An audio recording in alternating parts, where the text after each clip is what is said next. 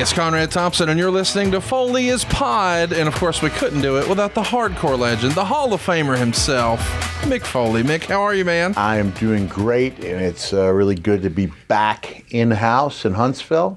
Right? I mean, last time when we did was in Chicago. Yep. Money from Mongo.com. And hey, I just wanted to let you know, I am going to follow through with the autographed Dick Butkus poster. Awesome. It's heavy because it's, framed and it's heavy and it's on Long Island. So what I will do is I will make it part of one of those virtual signings. There you go. I'm doing on October 13th, and I'll just say, hey, this is for Mongo, and I'll ask them to waive their fee, and we will try. It's something that's been it was over my bed for over 30 years. Wow. And then the story I shared about Hall of Famer Dick Butkus having the poster in his trunk of his car for like 18 months. It's tremendous. It's got some history behind it. He did a nice signature, big, with the silver Sharpie. So it's a quality piece of memorabilia. But it's nice to be here, right here in Huntsville, Alabama. I love the cheap pop, baby.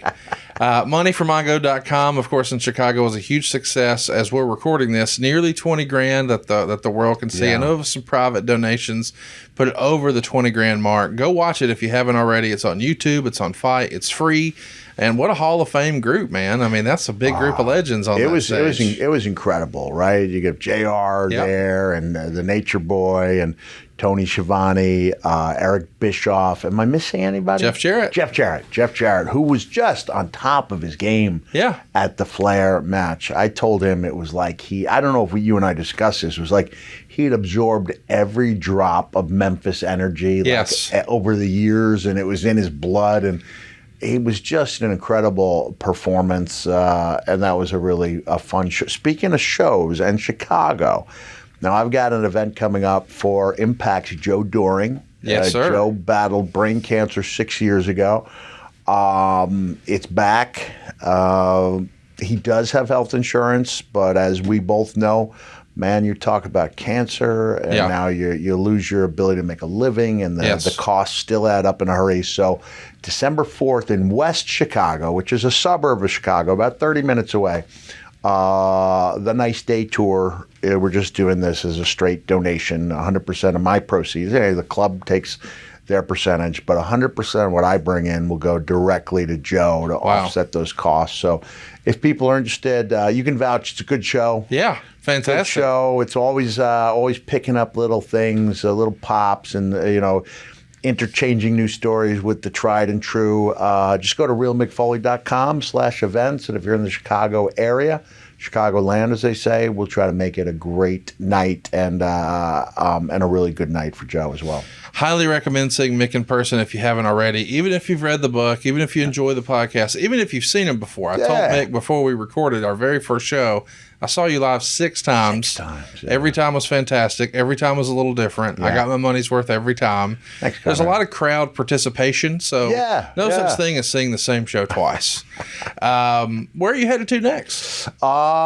Hey, people in New Hampshire can check me out this weekend in Manchester. This is one of those things where I just took it because I love New Hampshire. It's one of my favorite states. It's been the area where we vacationed for 27 years in a row. We've been up there.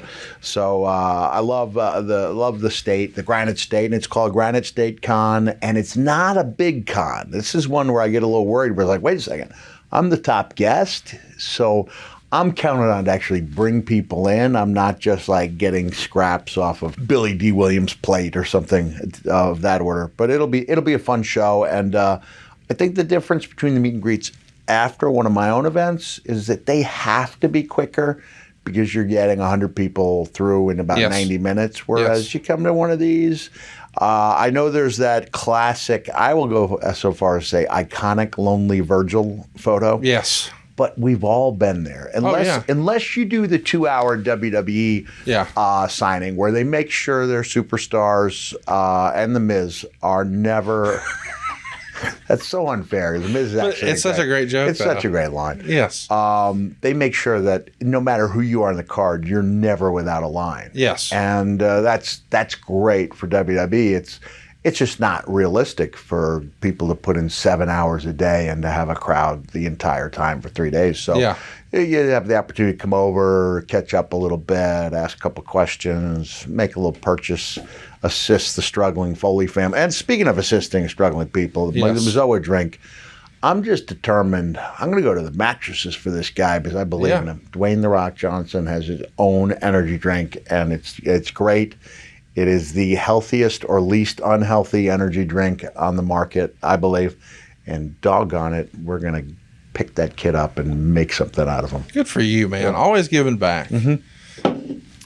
Well, today we're talking about, where we left off, man. The Summer of Love, 1997, one of my favorite years in wrestling. Probably one of the most, I guess 97 is probably your most important year at that point in your career, right? It really was. Bigger years after, but at this point. Bigger years as far as popularity, but this was a pivotal year. Yes. Because this is a year where we see the three faces of Foley. Yes. And it gives me longevity that I don't think I would have had if I had just been Mankind, no matter how well I did that. Because the three faces of Foley give way to me being known as Mick Foley, which allowed me to make it's allowed me to make a living since 2000. In addition to that, there's also, as we talked about in earlier episodes, instead of just having one Funko, now you've got three. So all the license. I have a Mick Foley too. Boom. 4 of them. Yeah, that's nice. I swear, these Funkos, they just have taken on a life of their own. Yeah. Honestly, I'm trying to think of where. I did a signing. I was at the Nashville Music City card show. And before that, I was in Atlanta. And I would say over the course of the 2 days in Nashville, I saw 6 to 8 action figures. Right. And the rest it's Funkos. Wow. It's incredible. And if anyone has seen it, I do a pretty good job. I think one thing lacking from these kids today, you will literally see a squiggle and a line passing for an autograph some of the time. And I'm looking at your WrestleMania posters, like it just used to be a given that guys took pride in that autograph. Took pride in it, and they grew up, learning the cursive, and so yes. I think when people see my signature and a little bit of the catchphrases, it adds a little something. Sure, it adds quite a bit. It doesn't look like a four-year-old accidentally put a scribble. A scribble. I'm not naming names, but we know who they are. We know who they are. Yes. And I apologize if I told this story. Michael from High Spots said he had a few pretty big names in. Oh yeah, big time. And he was saying they didn't put a lot onto the photos.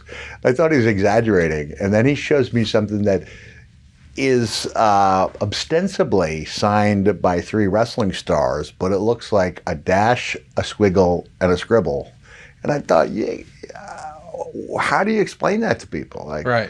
At least, even if it's a Jeff Hardy symbol, it looks super cool. Right. So I would just suggest that the guys of today, if they haven't learned it, work on it. Yeah. Work on it, because I think it's important that you have the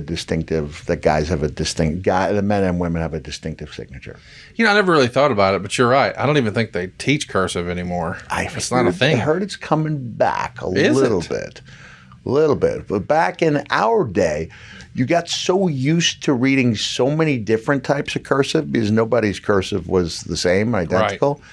That you became really good at deciphering cursive. Yes. And now you hand it to somebody, they have no idea what it is. It's just all right. Let's talk about the Summer of Love. Let's do it. As long as we're going back and taking a trip down memory lane, let's not make it a sad one where I lambast people for their handwriting.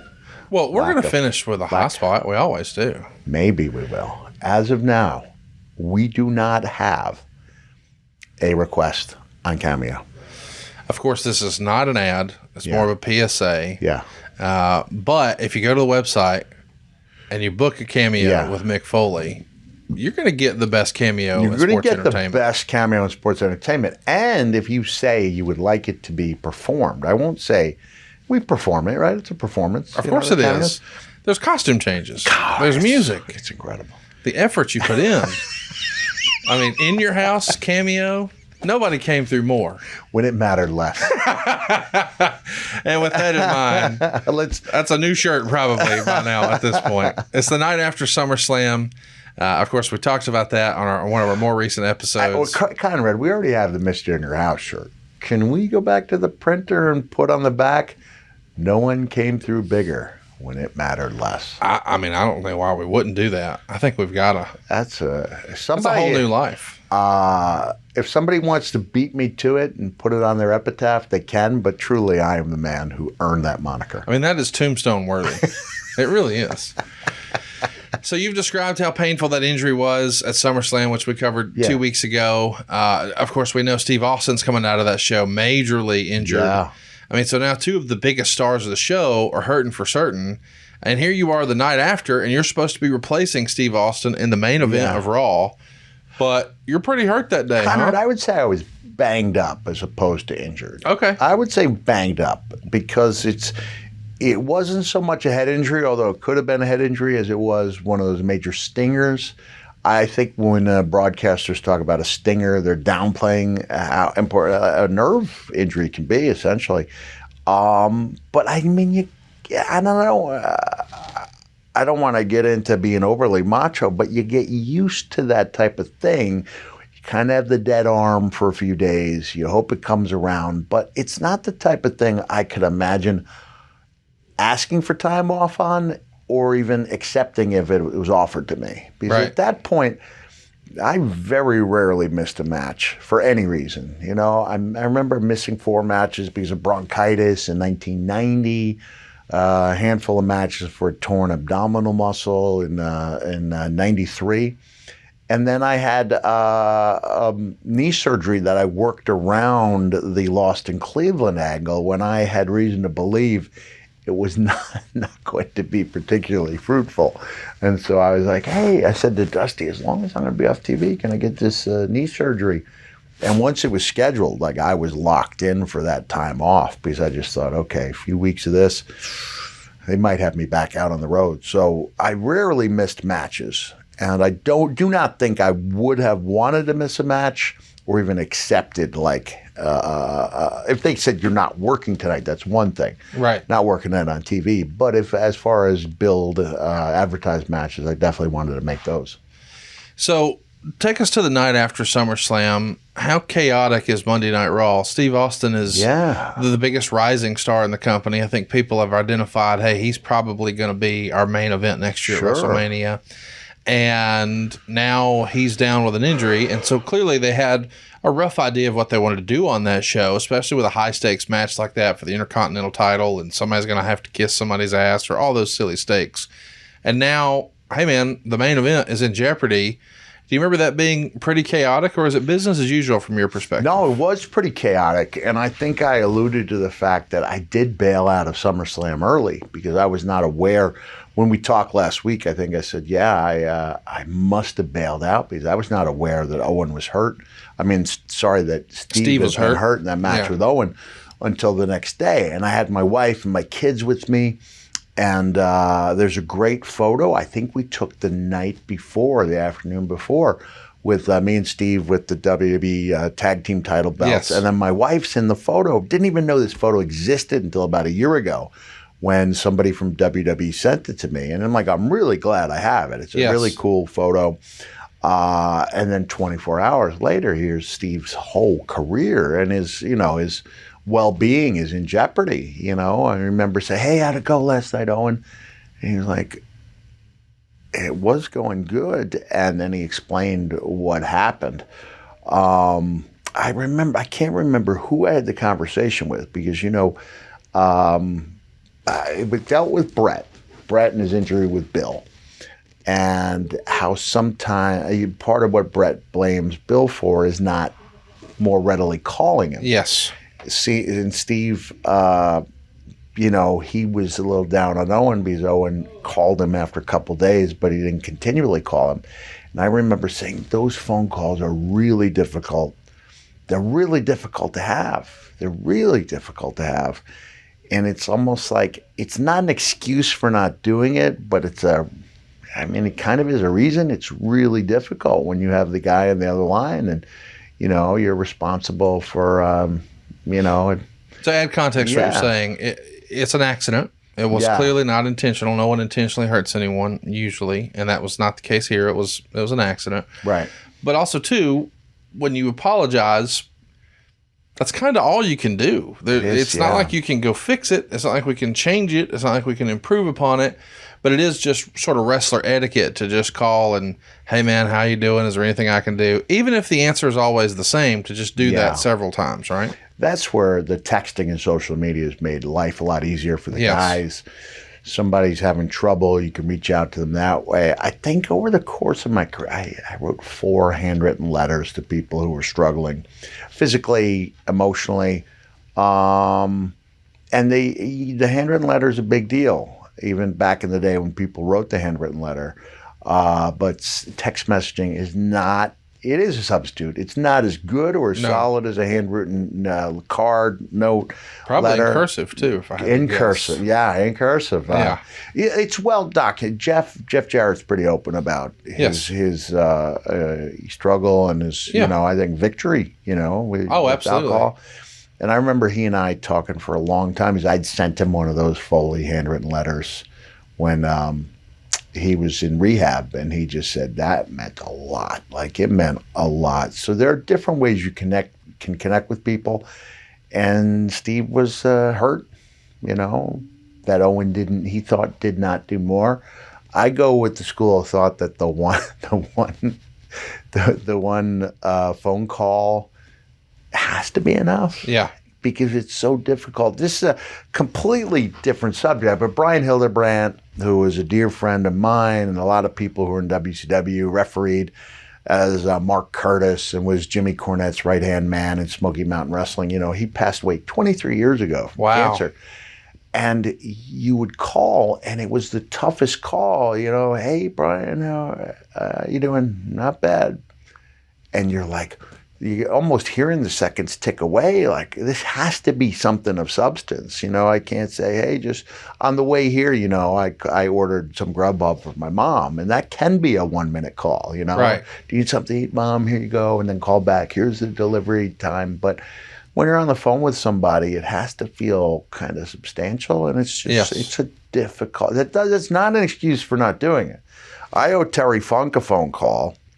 And there's a great photo I just saw from ECW where the kendo stick is being cracked over his head. Like, you can see it actually snapping. And I'm hesitant to share that because that is collectively part of the reason Terry is where he is, because he took so much punishment. And so I think to some degree we all feel for someone else's injury. But in the case with Owen and Steve, I mean, Owen had done that type of reverse pile driver quite a bit in Japan, but you can clearly see that Steve's head is hitting the mat. And that's one of those things where you are depending on the illusion of it, and there's very little margin for error. I think that's one of the things that worries me about today's product. There are so many moves that depend on the illusion of having someone dropped on their head, and there's really very little margin for error. And in that case, Steve paid a heck of a price for it. Yes. We had to regroup. I would have preferred not to have been in that night's main event. I wasn't at 100%, but we were going to pull together and do what we had to do. Boy, the NFL's opening week was action-packed, and it's just getting started. Get ready for week 2 of touchdowns, big plays, and even bigger wins with DraftKings Sportsbook, an official sports betting partner of the NFL. This week, new customers can bet just $5 on any football game and get $200 in free bets instantly. Want more action? Everyone can experience the thrill of DraftKings early win promotion. It's simple. This Sunday, bet on any NFL team to win. If your team leads by 10 points at any point during the game, you get paid instantly, even if your team loses. Download the DraftKings Sportsbook app now and use promo code FOLEY to get $200 in free bets instantly when you place a $5 bet on any football game.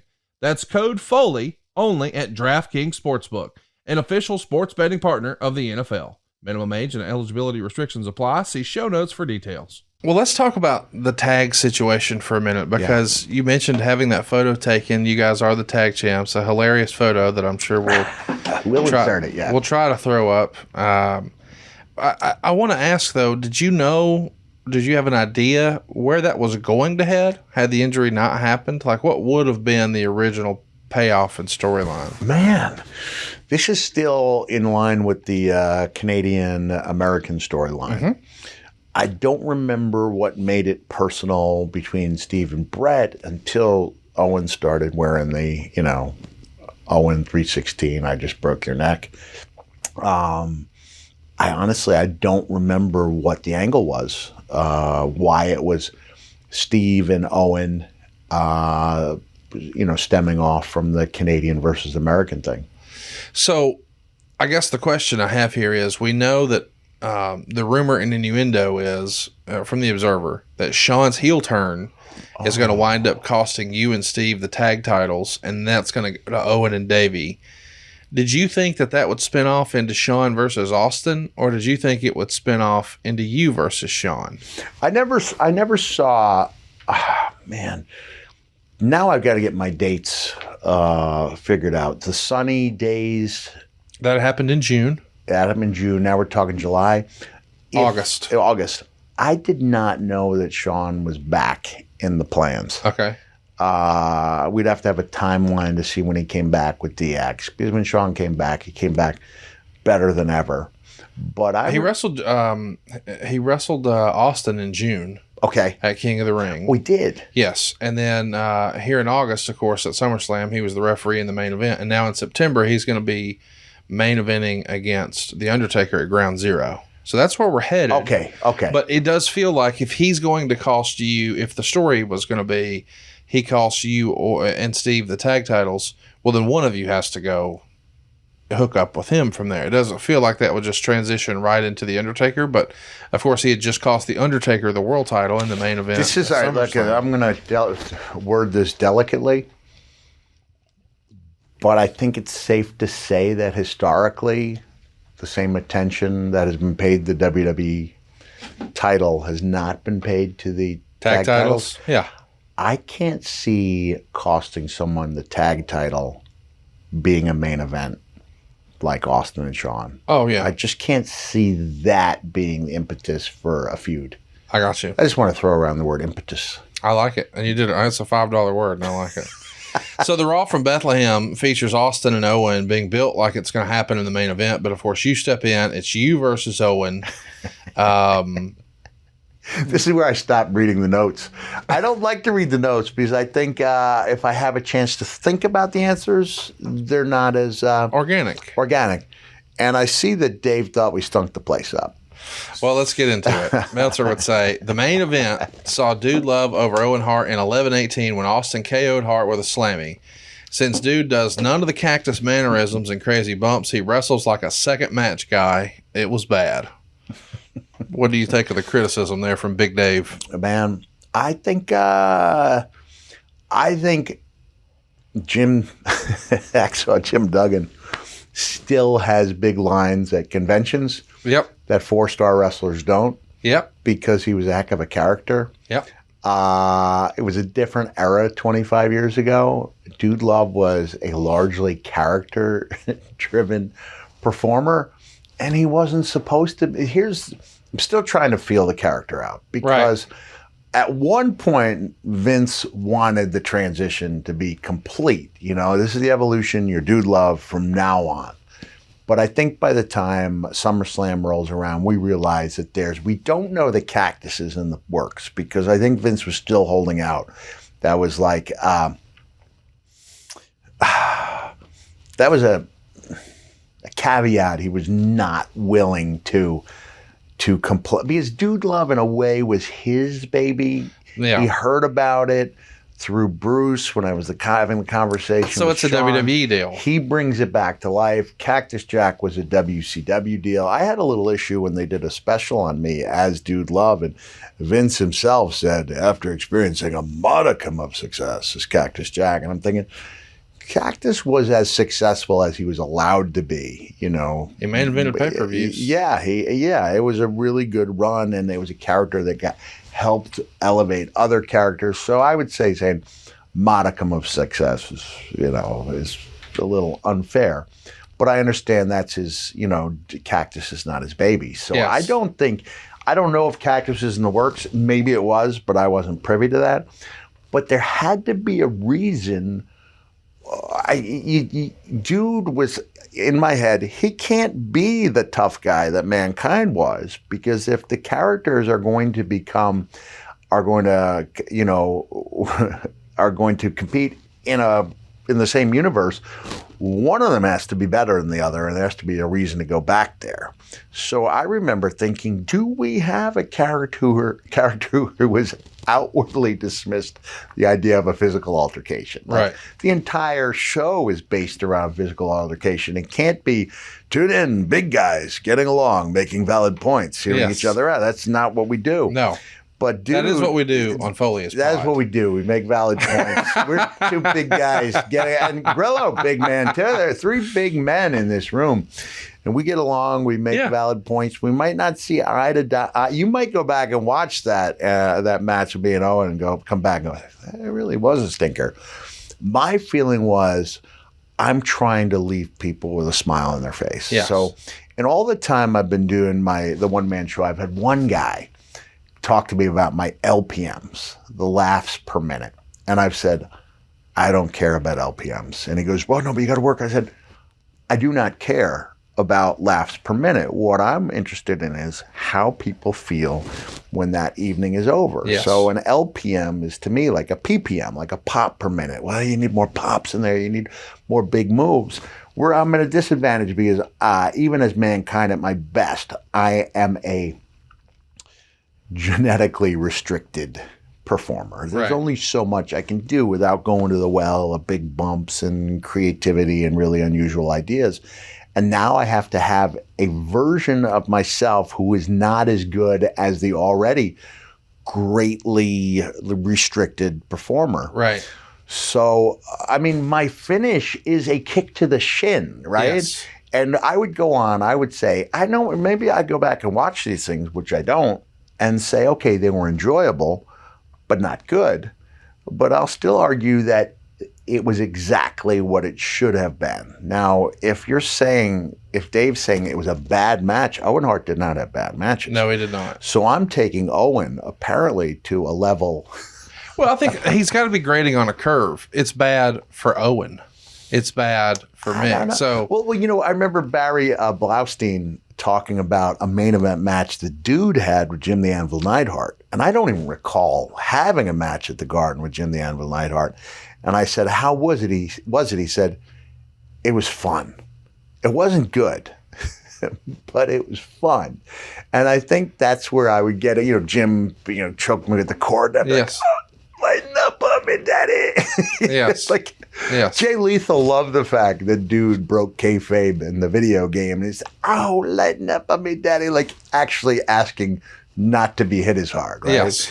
But now you go, if the end point was not Three Faces of Foley and Royal Rumble, if the end point was to have the biggest pop and create the biggest wave possible with the arrival of Cactus Jack in September 1997, that's not possible without dude going, Daddy, these matches are not exactly my bag, but I know somebody whose bag it indeed is. If dude kicked butt and took names, you don't need Cactus Jack. So we don't need them. So I'm going to say all ratings are subjective, but my recollection is, given that I was banged up, but I would say not injured, that it was what it needed to be for that night. And really, what it needed to do was Owen needed a match that Austin could screw him out of. Yes. And we checked all the boxes there. And we checked it all. And I remember retweeting, and it was a huge pop, big, deafening. I won't go so far as say Road Warrior-esque, but it was, by Foley standards, a really good pop. And I believe because my wife was with me on that trip that she got to enter the ring. And and actually perform what appeared to be a sexual act with clothing on. Yeah, how about that? Grinding away at the dude. Which you're familiar with. We've met those lovely children. You wrote in your book, the next evening, the dude squared off with Owen for a match that was memorable, mainly for the arrival of the Dudettes. So congratulate their man on a hard-fought victory. Actually, the Dudettes in this case was our seamstress, Julie, and a hot chick named Colette, who also happens to be my lovely wife. Given her moment in the spotlight, things got very nearly X-rated as my wife clearly appeared to be attacking her somewhat embarrassed man on national television. But hey, what the hell? After being alone with the kids 250 days a year, she deserved a little release. She did. Did she ever have any aspirations of doing something in wrestling? Do you have to sell her on this? How does this come to be? You know, she was a natural performer, right? She was a model, and I remember even going to one of her modeling sessions in the early 90s, and she had that it thing, you know, but she decided, we did try in the mid-90s, she went back to modeling, you know, in the 30 and older category, and she was doing well enough that she was accepted by Wilhelmina, which is one of the top agencies in the country. But she decided she wanted to be with the kids. Yeah. You can't, and at that point, you had to go on go-sees. You know, you had to physically go in to the city quite a bit. And it wasn't just a matter of looking at somebody's video or whatever the process is now. It was really time extensive, and the jobs that were landing were not worth her being away. I was going to Japan about 10 days every month, working every weekend. So tough to do. Yeah, it was tough to do both, but she had a chance to do it, and she really enjoyed it. So when she had a chance to do her few things on TV, she really bit into it, but it wasn't like a bug. It wasn't like she ever said, hey, could I do more? She did one little thing with me in ECW. She did something to Joel Goodhart's TWA where she helped escort me back after I'd done the hangman and the barbed wire. But I think those were, and then of course she was in Beyond the Mat. And, yeah. So Holy Foley, the wife swap. So over the years, she's done little bits and pieces, but never had a desire to be. Wife Swap was a TV show on ABC. I just want to make sure everybody understands what we're talking about. I do want to ask, you know, we've heard these famous stories of the first time Cornette meets with Candido, he meets Tammy. Yeah. And the first time Vince meets with Mark Mero, he meets Rena. Yeah. And these light bulbs go off with these promoters, and they say, hey, do you want to do something? Because they recognize, boy, they've got star quality and the camera loves them. And now here your wife is a, you know, former professional model, and you've got this new look and persona. Did Vince or Russo try to convince you to say this should be part of the act? Never to my knowledge. Okay. You know, never to my knowledge. That was, it may have been discussed internally, but it was never brought up to me. If it would have been, you know, because you were traveling with the kids a little bit at the time, would that have been something you would have tried your hand at, or would you have said, nah, let's just keep my wife away from the business? Wow. Well, it was her decision to be home with the boy, Noel and Dewey as they were growing up, and later with Mickey and Huey. I don't know. That would have been an interesting bridge to cross, you know, maybe a TV deal, just where she comes on TV. But clearly Mankind, you know, didn't beg for, or neither did Cactus. You know, the Dudettes were kind of, you know, whoever happened to be local. Yeah. You know, local. She could have been your Kimberly Page, though. She could have been my Kimberly. Yeah. I don't know. Things worked out pretty well. Oh, yeah. Would you have been open to it, I guess, is what I'm asking. Yeah. I've heard other guys say, whatever you do, don't because of the curse of the, the working yourself into a shoot. I think I may have already been cognizant of that, and that may have been a discussion. We're talking 25 years ago. Yeah. So I don't know if it never came up internally, but it was never something that was on the board. It was on the board for me to do something with Rena, you know, with Sable. And we saw that play out just a tiny bit with Mankind and later with Dude. But Mommy. Yeah, but it never really amounted to anything. So in the locker room, I'm wondering, you know, how's this received, Steve's injury? You know, we sort of talked about how it affected Steve and how it affected Owen. And boy, this sounds negative, but a lot of times when a top guy goes down, and we just saw this past weekend with the Dallas Cowboys, Dak Prescott goes down. Now there's a new kid getting a new shot. You know, it's unfortunate that Dak's hurt, but it does represent opportunity to other guys. When a top guy goes down, or in this instance, it's Steve Austin, how do you remember that being received? Did they know there was some underlying Steve's upset about Owen? And talk me through that. First and foremost, I think, especially when somebody gets a neck injury, we all understand the severity. Mortality. So I don't think anybody feels good. I think we all liked Steve to this day. We all do. Locker room leader. We're battling for our lives, our professional lives in the Monday Night War. So in no way is this a good thing. As it turned out, Steve's popularity only increased when he was out. And it culminates, with Vince McMahon taking the second worst stunner in history, topped only by his own stunner at WrestleMania. Past year. Which was far worse than that one in '97. But at the Garden, we're all watching. Oh my goodness, here it is, the payoff, and it's the worst stunner in history. By the way, in hindsight, how fitting is it that we haven't seen Vince do much at WrestleMania ever, and then knowing what we know now, it's going to be his last WrestleMania. It gives us a send-off for the ages. That only he could. I was just, once my son, Mickey, had the presence of mind to record me laughing for about 25 seconds. Yeah. So we posted it. I think it was already up to like 20,000 likes 5 minutes in when I realized, I hope he's not hurt. Like, here's a guy who tore 2 quadriceps. Like, I don't know if that's... I tried to walk it off. Cut his promo. Spread eagle. Seated. He's seated. Yeah. Still cut his promo. But going back to the Steve situation, I think we all realize it's an enormous hole that on the roster. It takes what had been a really good, feel-good moment at SummerSlam, which may have been the night, many gimmicks, but still it was, I thought it was a really successful pay-per-view and people enjoyed it. It was a financial success. And here we are the next day in Bethlehem and we're without our leader. Right. So, I mean, I'm happy to do the main event, even if it was a stinker.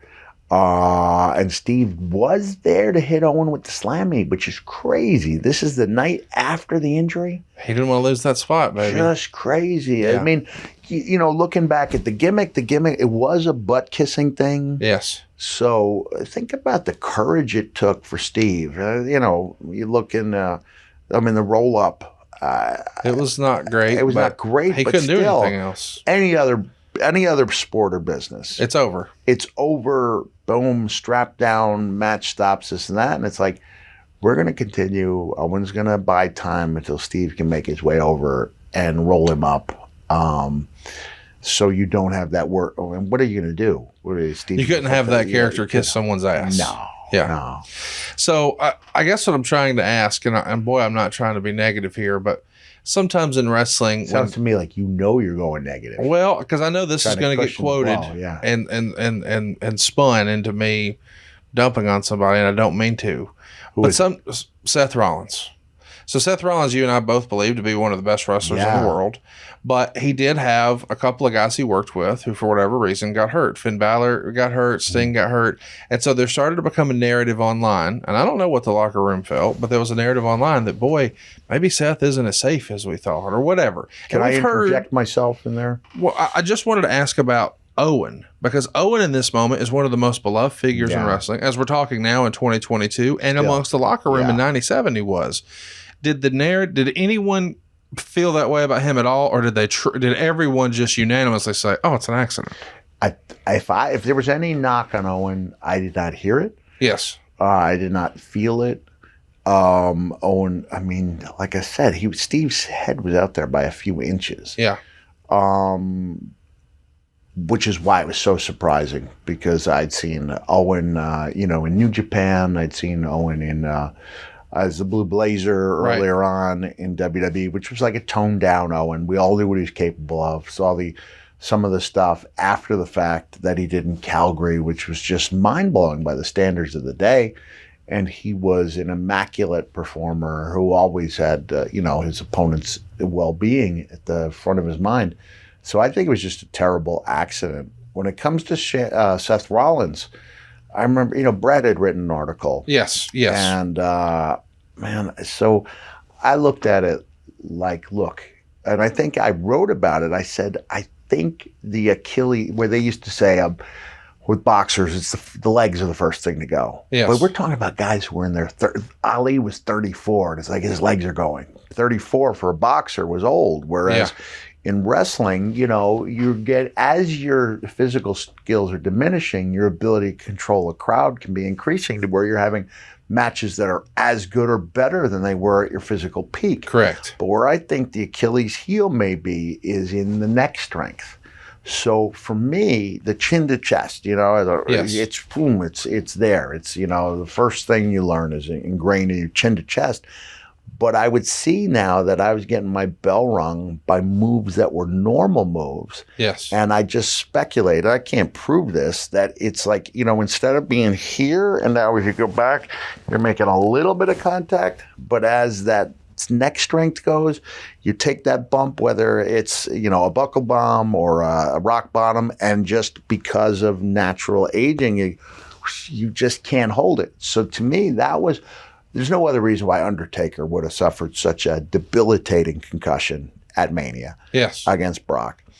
The buckle bomb looked pretty safe to me. It did. With Sting, but you're talking about a guy who was then in his 50s. Yes. And look, Fergal Devitt, Finn Balor, I said the next day, he's an artist. Like I sat there with Stephanie and I just marveled. Like, I understand there's the leg slapping going on, but the life of me, I don't see it happening. Like, I know it's happening because I hear it, and I got emotional because the fans had booed those guys out of the building over a belt, which was stupid. Yeah, and that was a good sign that we all need a break after 4 hours. Yes, that anything over 4 hours is going to be counterproductive. Yes, and I think you and I have talked about the magic moment and how it's so hard to have one of those magic moments at the 5 hour mark. Yes. So why even? So if your main event is going on and it has little to no chance of being as good as it can be, divided into 2 days. Yes. And I think WrestleManias have been seen as being much more enjoyable and memorable because of the 2 night split. But on this day, what I'm saying, I don't want to kick somebody when he's down, but Fergal or Finn looked backwards on the bar. Look, part of what we need to do in order to keep pushing the bar is to take normal moves that are relatively safe in ring and increase their danger by doing them on the side of the ring, or on the barricade. And there's just not much room for error. And in this case, Finn looked back, so instead of landing flat, he's landing more on one shoulder blade than the other on an angle, and that's where the labrum gets torn. What a testament to that guy, that artist, Finn, that he's able to complete a 26-minute match and a damn good match that the fans, turned on. But I remember going up to Seth and saying, I did not know Seth that well, despite the fact that he's, Becky's significant other, and I'm tight with Becky. I still don't know Seth that well. Went to see Lion King with them at the movies, so I really like Seth. To me, he's my second most valuable player in the business, male performer. I'd go with Moxley as my first, and that's not even based on the Seth quietly has had a wrestler. He's had an amazing year. He reinvented himself. Yes. Going back to Moxley, it's the idea taking on all comers, looking like a real world traveling champion. Especially given current circumstances. Yeah, it's amazing what he's done. But Seth Rollins, he reinvented this character, which a lot of people were doubting. The laughter. There's a great clip, by the way, which I think we can find of Santa himself doing the Seth Rollins laugh. Can we cue that up? We do have that? Okay, let's roll that.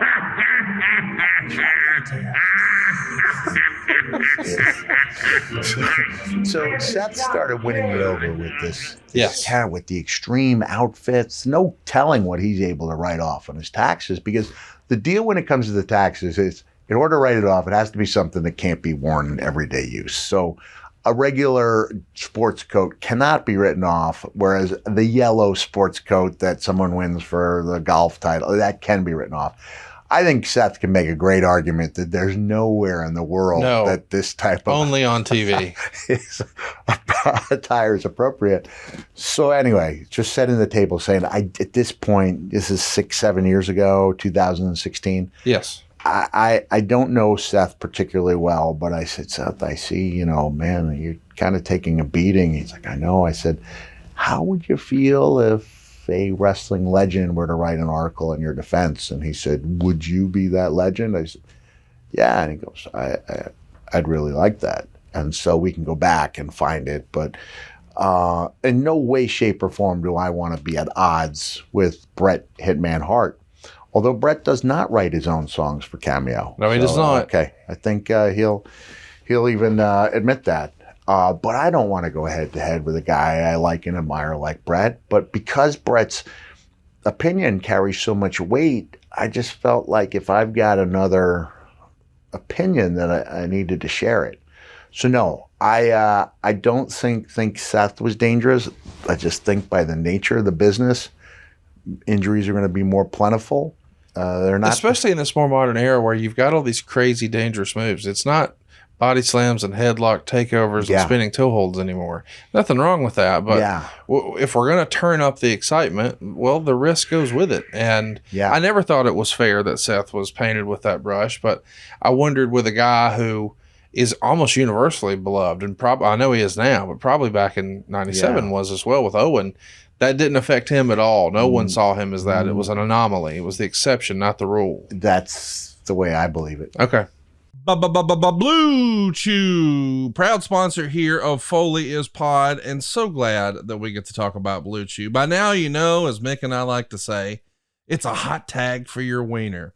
Guys, confidence can take you far in life. It can also help in the bedroom, especially when it comes time to step up to the plate. That's where Blue Chew comes in. Blue Chew is a unique online service that delivers the same active ingredients as Viagra and Cialis, but in chewable form and at a fraction of the cost. You can take these dudes anytime, day or night, so you can plan ahead or be ready whenever an opportunity arises. Now, the process is simple. You'll sign up at BlueChew.com. You'll consult with one of their licensed medical providers, and once you're approved, you'll receive your prescription within days. It really is that simple. And the best part, it's all done online. No visits to the doctor's office, no awkward conversations, and no waiting in line at the pharmacies. Blue Chew's tablets are made in the USA, prepared and shipped directly to your door, all in a discreet package, but there won't be anything discreet about your package. So if you could benefit from extra confidence when it's time to perform, Blue Chew can help. And we've got a special deal for our listeners. Try Blue Chew free when you use our promo code Foley at checkout. Just pay the $5 shipping. That's BlueChew.com. The promo code is Foley, and you'll receive your first month free. Visit BlueChew.com for more details and important safety information, and we thank Blue Chew for sponsoring today's episode. So the next week at Raw, you're in Biloxi, Mississippi, and you're going to cut a promo on Shawn, and he's, of course, now a heel, and he's going to appear on the screen and make fun of you. Here's the Observer write-up. He says, Dude Love did a 70s-style Superstar Billy Graham interview. Michaels appeared on the screen and made fun of him for being out of date. Fans are into Dude Love as this inside rib they're a part of, but the interview was like a green rookie copying Billy Graham or Dusty Rhodes, and not that well. The two groupies that go after him are his wife, the taller one, and a former girlfriend of Michaels. What do you remember of this promo and this night? Well, Dave was really down on my work. He did not like Dude Love. Well, you know, it's funny. After all these years, Undertaker will admit the character he did after all the business he did with Mankind and, you know, riding together with Cactus is like, now he's this guy. So Dude wasn't everybody's cup of tea. I didn't read any of the newsletters for years because I remember my first month or two with the company, you'd come off the road for 10 days and then that one thing can throw you off for you had 3 days off, but essentially you're traveling 8 hours for one of those days and the next day you're getting ready. So you have a day and a half off. And there's no way as a dad I could justify not being the best dad I could be because I happen to, read a... You don't want to be in your head. Yeah, I don't want to be in my head, whether it's deserved or not. At this point, I got 12 years in. I know when something's working. Yes, and you do. So Dave will say the fans are into dude, and it's like, we don't have Billy Graham to compare it to. And Right. I'll say, you've seen me do dude here a lot of times, right? Yeah. It's like anything, you get better with repetition. It's a character that's not, unlike the other characters, Mankind and Cactus, who are a dial up to 11, this is a fictional character. This Yes. is not me in the least. This is me pretending to be cool. And it's accepted by fans as kind of a fictional portrait. So, to me, Biloxi at that point was one of the few places that I could go to with my family. So we go from being in flying up there to be part of the SummerSlam, and then we go to Santa's Village. We come back, and now it is a drive to Navarre's what, 3 hours? About 3 hours from Biloxi. Now, unbeknownst to anybody, did you know the injury I was working through that day? No. A jellyfish to end all jellyfish stings. I go out, we buy those little paddle bicycles where you're floating on the water, Yes. the three-wheelers. I dive underneath. We go to the ocean before Raw. I dive underneath so I come up, and I feel this unimaginable pain. In Biloxi. So bad that I wondered if a child could have survived it. Like, it just hurts so bad that you can barely move. And when I dragged myself up onto the shore, I mean, there are lashes wrapping. I remember taking a shower in Biloxi. Literally, there are tentacles wrapped around. I have no idea. I can only think it was a man of war. Now, someone might say a man of war wouldn't be there in Biloxi. I can only tell you, as a guy with the fairly high threshold for pain, that it was nauseating how bad it was. I was asking for the meat tenderizer because apparently meat tenderizer works on. We didn't have Adolph's meat tenderizer just hanging around the beach in Biloxi. I don't mean to get too personal. Yeah, But no, did you ask Mrs. Foley to pee on you? because Chandler Bing peed on Monica in Cheers, right? Yeah, and they Friends, maybe. Friends. If it happened in Cheers, that's a different circumstance. Maybe on DVD, I'm not sure, but because Joey got stage fright, couldn't be on Monica. Chandler did indeed, and they just decided not to talk about it. Like it was this horrible thing. It was like from the crash landing in the Andes where the survivors had to eat each other to survive. It was kind of long. I just know at a family outing, it could be hilarious. Is mom peeing on dad? Yes, brother. Mom is peeing on dad. Yeah, it would have been completely justified. Yes. And I can't tell you, my wife would have gone that extra mile. The type of person she is. She would pee on me in a heartbeat if I needed her. I hope we clip that and use it forever. So you said a minute ago you're in the shower and you had tentacles. You just meant the scars or the wound. Yeah, not the actual. The thing let you go. But the wrapping around. Did you feel it wrap around you? Well, I just. It felt like the harshest whipping type of thing I could imagine. Almost paralyzing in scope. And it was clear that I'd been through something when I got to Biloxi. So, and you still had to go do your job. I still had to do the job. And I do believe I wrestled as Mankind against Shawn. And that's exactly right. And we did have a good, albeit short match. But if Dave says it wasn't good, he's just flat out wrong.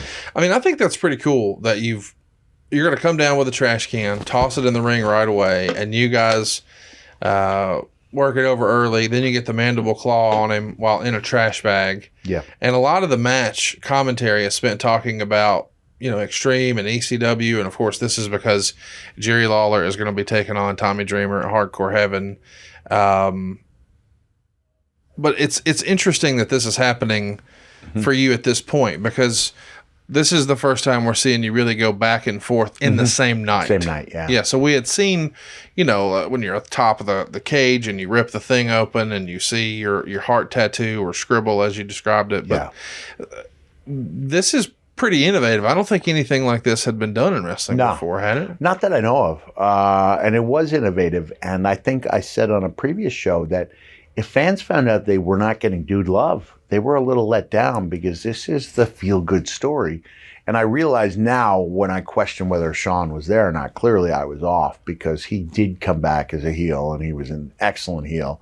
So I guess the time off after the Brett blow up was pretty minimal. Yeah. But I remember Corny coming to me and saying, your ship has just come in.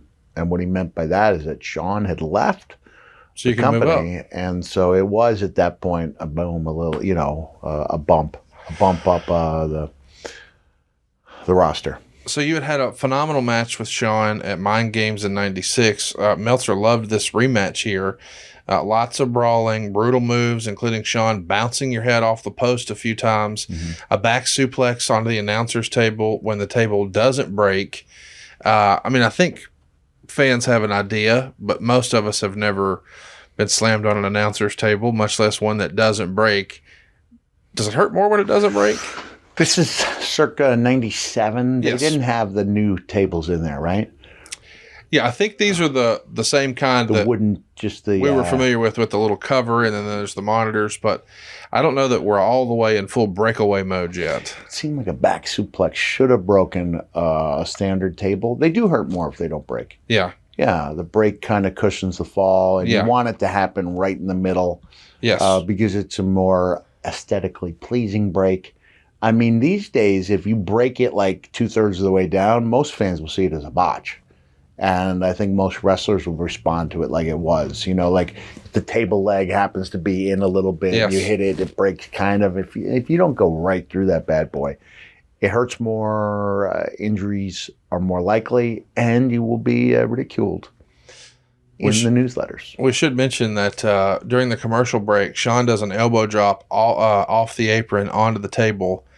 That's not something that would happen in modern WWE. They would be buying time until it came back. But there's a big spot there that happens in the commercial. And I remember Shawn did something with the mask. Like he was, granted, people knew what I'd look like underneath the mask. So it wasn't like the source of my superpowers. But he had the mask and he was like ridiculing the mask itself by acting like he was afraid of it on his hand. And he was a great interpreter that way, right? A great, a guy who could play off anything, including a mask on his hand. Hunter and China come down to join him during the match, so we really start to see, hey, they're going somewhere with this. Yeah. And during the big brawling segment, JR actually brings up Cactus Jack.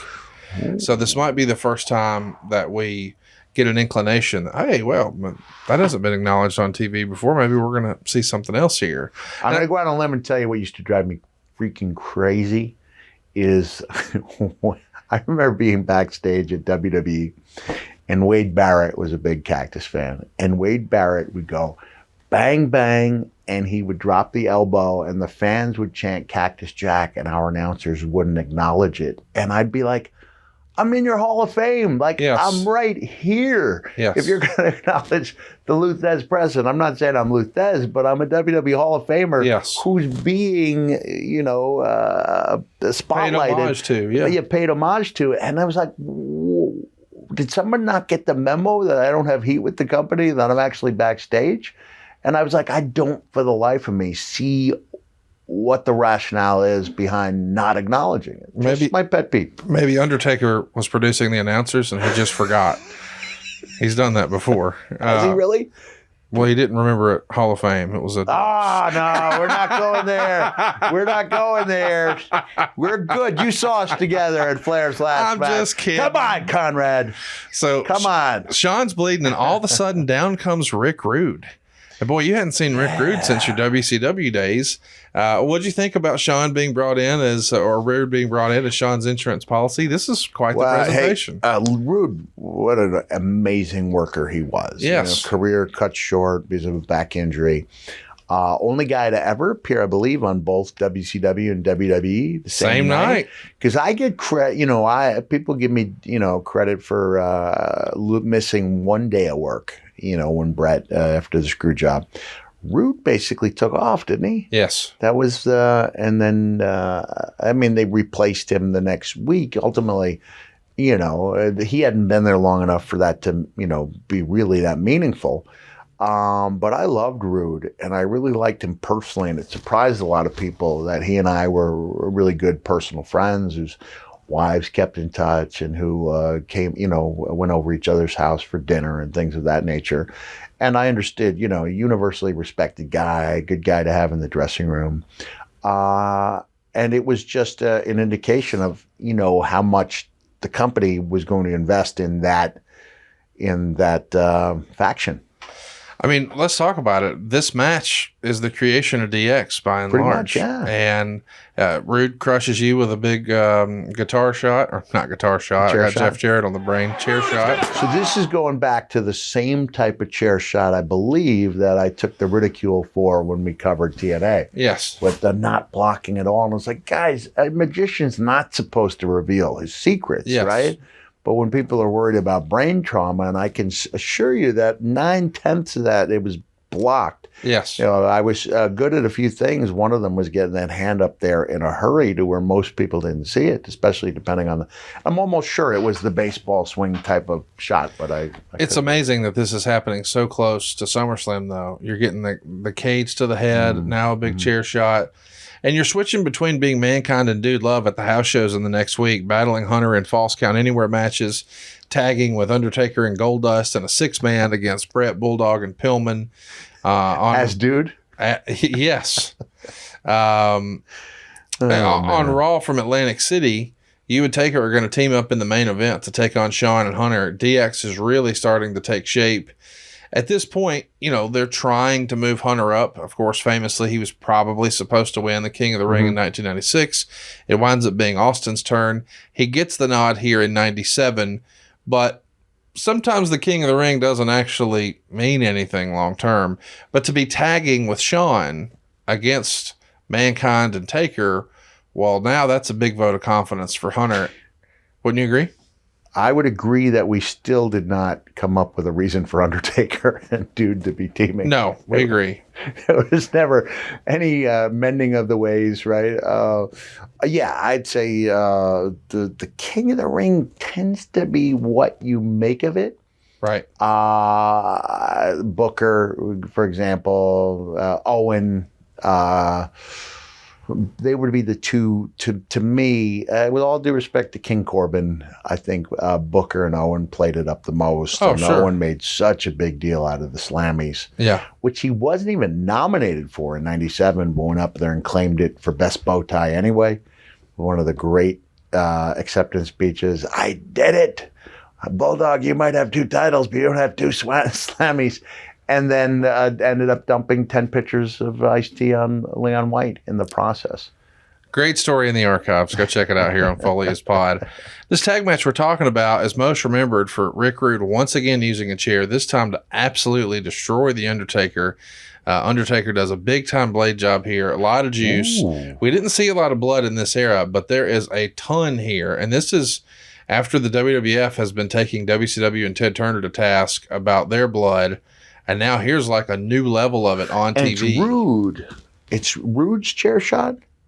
Oh, you're right. It's Shawn's. Yeah, Shawn's, okay, which makes more sense because they head into SummerSlam. Yes. And they have a really good rivalry and a good build. So I guess... Well, the chair shot happened at SummerSlam, the first one. Okay. But here we are again in Raw. So you're right. It's another crazy chair shot on The Undertaker, but this time with a ton of blood.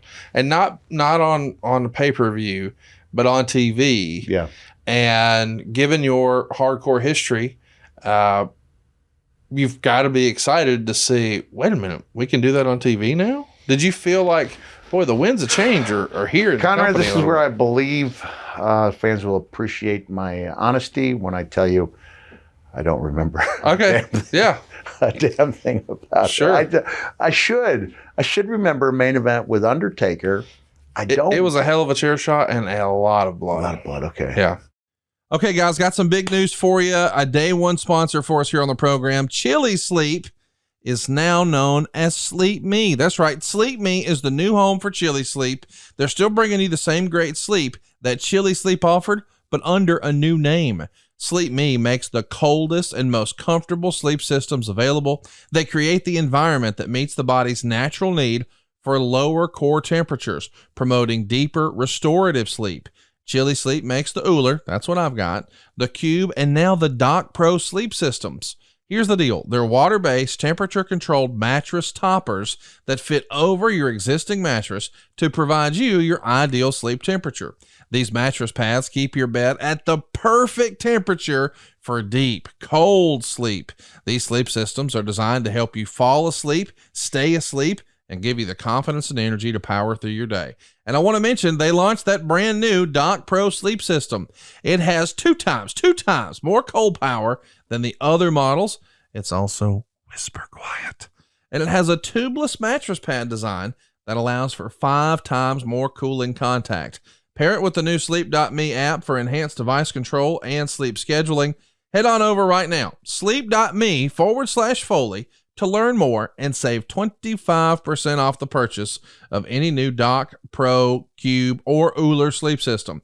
Now, this offer is available exclusively for Mick Foley listeners and only for a limited time. That's sleep, sleep.me/Foley to take advantage of our exclusive discounts and wake up feeling refreshed every day. Seriously, y'all, it costs nothing to look, as our old pal Jim Ross says. Go take a look, sleep.me/Foley. You're going to feel better. You're going to get a great night's sleep. And can you even imagine waking up and not feeling tired? I'm doing it thanks to sleep.me/Foley. On the shotgun tapings, you team with Goldust in a losing effort to Owen and Bulldog. Goldust, at this point, it feels like the company has maybe lost a little interest in the character. Not to say that Dustin's not a worthwhile performer, but man, he was just on fire in 95 and 96. Yes. People are afraid of that character, maybe afraid of what it said about themselves. Yes. I mean, the double entendres. Imagine how that character would be debuted today. It would not be nearly the same reception. Yeah. That says a lot about us. About us and where we've come as a society in 26 years. Yeah. But yeah, that scared a lot of people. It was a great character. He always had the famous quote from Hollywood production. The build to the stuff he did with Roddy was just incredible. And of course, the white, wasn't a Suburban. What type of truck? Oh, the Bronco? The white Bronco that Roddy Piper would later, he would drive it home. JR wrote about that after Roddy passed away. Roddy asked what they intended to do with the Bronco. They had no idea. He said, "You mind if I keep it?" So they canceled Roddy's flight back to Portland, and he drove the white Bronco from Los Angeles to Portland. How about that? Yeah. I mean, if I know anything about Mick Foley, he said, "Hey, can we do one of those car matches with a van? That'd be great. Some tricked out speakers, hypothetically." We got a red Chevy Venture. So you wind up defeating Rockabilly on Friday night's main event when Raw is preempted. And we're still a few months away from Road Dogg and Billy Gunn becoming the New Age Outlaws. But boy, after a great run with the Smoking Guns, poor Rockabilly. Poor Rockabilly comes out with the bedazzler. Right? It just says Rockabilly. Well, there's just an example going back to Dude trying to find his feet. Now, yes. Dude was finding his feet with a push. Yes. But Billy Gunn, was clearly, a talented guy. Smoking Guns, is like the end of that era of.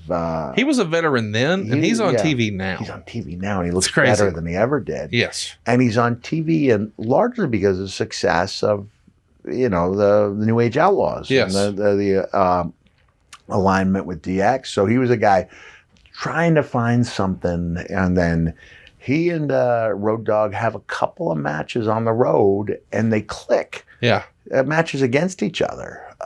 Before that, I remember, Jim Neidhart was back, and Jim had been in WWE in the era where the matches were not as competitive on TV.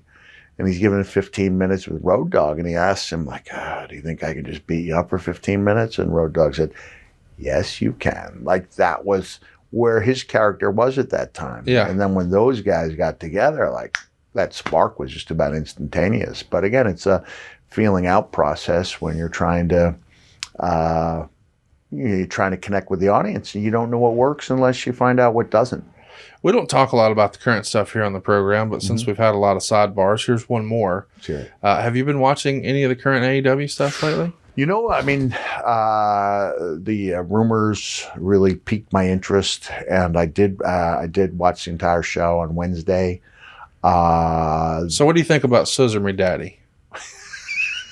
I don't understand it, but it's clearly working. How crazy is it that that's over that big? And here's the thing, it's like, all right, let's just apparently I'm a little sensitive about this dude loves stinking up the joint place. No one's paying to see Danhausen have a 5-star match. No. They are paying good money, and especially in merchandise. Clearly, people love this guy. Yes. And they are paying, they want to see him because he makes them smile. Yes. And he makes people feel good about wrestling and the time they've invested. Like Orange Cassidy. Yeah, exactly. Now, without Danhausen referring to Billy's boys as the Ass Boys, yes, then there's no Scissor Me Mr. Ass, right? Or Daddy Ass. So this is Daddy Ass as opposed to Mr. Ass. So this is clearly the gift that keeps on giving. Yeah. So, and I remember Danhausen just being this mild-mannered young man who worked my table at like 4 conventions because he was dating a friend of mine whose wedding I later officiated on Say Yes to the Dress. And now he finds this gimmick. He lives it. I mean, I'm not under the impression he lives it when he's home, but he's always in character. Started getting over. I remember praising him on social media. And then I remember him asking if he could talk to me because he got the offer from ROH. So I probably spent an hour on, like, he's a good guy and a good friend, and I'm really happy for him. But he is a testament to the idea that we are essentially that 3-ring circus that tries to provide something for everyone. So Dude Love may not have been the tightrope walker, but he was one of 17 clowns climbing out of the trunk of a Pinto in order to entertain you. So thumbs up, thumbs down on Scissor Me Daddy. Thumbs up. Oh, there you go. I love it. Yeah. Why is that something that's even up for debate? Well, I just there is a little bit of pushback online with people. Oh, this is stupid, and it's like it's supposed to be. It's supposed to be. I just saw it for the first time, and first of all, the guy I should know the names, but I don't. Max Caster, Anthony Bowens, and the 2 guys that my son Dewey absolutely loved working with in 205 Live, the one that's turning me on. These guys, he loved working with. You know the guys I'm talking about. Again, I should know the names. It's hard when you're just trying to watch 5 wrestling shows a week and you're not watching. But these guys, the guy really turned it on for a very memorable, deep promo what made it memorable and deep was the fact that he does not usually do deep. It's usually, it's turning me on and it's comical. So when you take a character that's largely known for comedy effect and give him some grit, it can really mean something. Case in point, if somebody were really to attack our beloved Danhausen and he has to dig deep and he can't rely on the spells, could come up with something really cool by taking a beloved character and making him dig deeper than he ever has before. And I think we'll get there. I think we'll get there eventually. They're definitely I enjoyed the show. I'm going to say I'll probably take some criticism for this, being a guy who did a lot of risky stuff. But you notice there's no scar on my neck. Yeah. You would think I would have been one of the first guys in line for that surgery. I did not let people throw me backwards very often. There'd be a time a guy like Rick Steiner would throw me whether or not I wanted to go. But I generally had a plan B. I don't like German suplexes. I think that over time they shorten careers. They do. And they destroy the quality of life. So people can attack me for that. No, there's no think attacking you. I mean, look what happened to Big E this year. Yeah. There's a little margin for error. I'd say there's more margin for error on the German suplex, but that it's just over time. It's going to wear you out. You couldn't show the match that Garcia had with Yuta to any reasonable orthopedic guy who would say that what those guys were doing was not safe. Going to lend itself to a poor quality of life. I just think there's things we can create with illusions that back suplex. It used to be a back suplex. Now it's a German suplex. I would jump up out of my easy chair when I was watching All Japan Wrestling, when I would see Dr. Death drop people on their heads. And I asked Doc, and he said, brother, they're lining up to take it in Japan. They wanted to take it. Each one wants to take it successively higher. And in that case, I'm seeing the forearm go up. But this is like, all right, here's the Foley block of the chair. Boom. And if, you know what? If I don't get it, the 4 fingers up there in time, I'm going to take a heck of a jolt. And it's going to cause a concussion, but it's not going to paralyze me. Right. Whereas this, you don't do everything right. I can't see those things being good for long-term health. And not everybody's going to make a lot of money.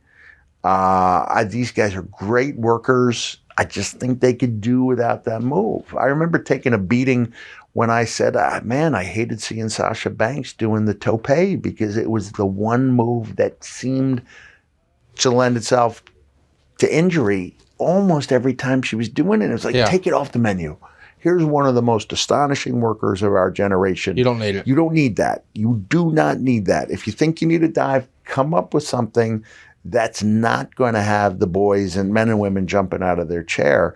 I just, as crazy as it sounds, being the guy that took all that stuff, I don't want to see any of us in wheelchairs.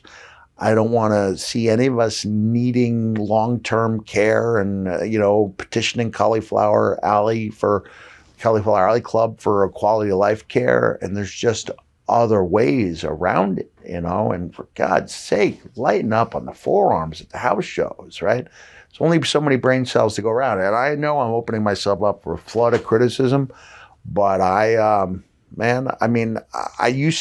to bat when one of our guys is down. I try to raise money. But if you feel in your heart like what we're doing is going to wear people out and is going to put them in a bad way as they age, then let's try to come up with something else.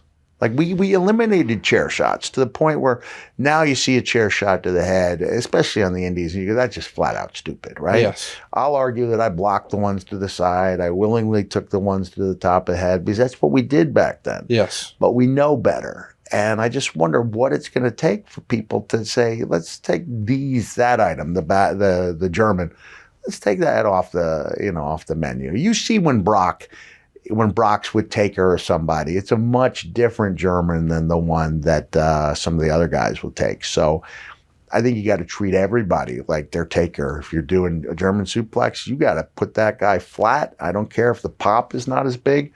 Those people will find something else to pop about. Yes. But you've only got that one life. Be really careful with it. One bump card, as they say. I appreciate that you're saying you're going to open yourself up to criticism, because you will. Yeah. Oh, sure. Because people remember your story about, the elbow drop on the concrete and Arn Anderson's, you ain't got no sense. I ain't got no dollars. Look, I paid I did exactly. That was my point. You're the guy. Paid the price. Yes. But there's a difference between hobbling and having trouble getting around and being in a wheelchair. Yes. There's a big difference. And you see, like, I still got this, I still got the motion. If you see, I'm always stretching this thing out. Like, there were maybe 10 to 20 times, this is something I talk about in some of my one-man shows. And I don't go there that often because it's really personal. There's probably 24 times where I felt like, okay, I'm just throwing caution to the wind. And I'm gonna hope for the best. And probably out of those 24 times, 4 or 5 times where I landed, I was like, I have to wriggle this finger. I have to try to wiggle this toe. Can I move? And that's a scary, scary feeling. And we've got this long line of wrestlers with the scar on their neck. Yeah. Steve, Edge, Angle. Kurt. Yeah. And there's, on and on. On and on. And I think we need to do what we can to avoid those surgeries in the future. And those are surgeries by one of the best in the business. And not everybody has access to that. There's still a lot of guys who are going to pretend they're not hurt when they are, going to feel a need to continue to do these things, especially at house shows, in order to come up on the star level, when in my mind, it's not about the stars. It's about sending people home with a feeling, especially a feeling that they want to return. Sometimes we can overdo it so much with the matches.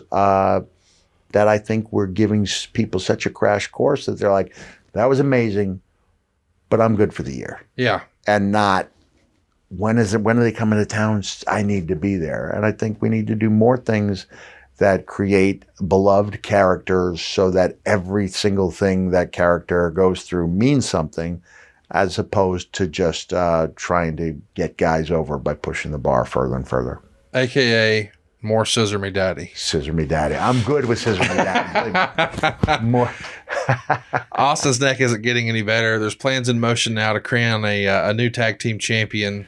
That sound was me jumping off my soapbox. So, there you go. Yeah, there we go.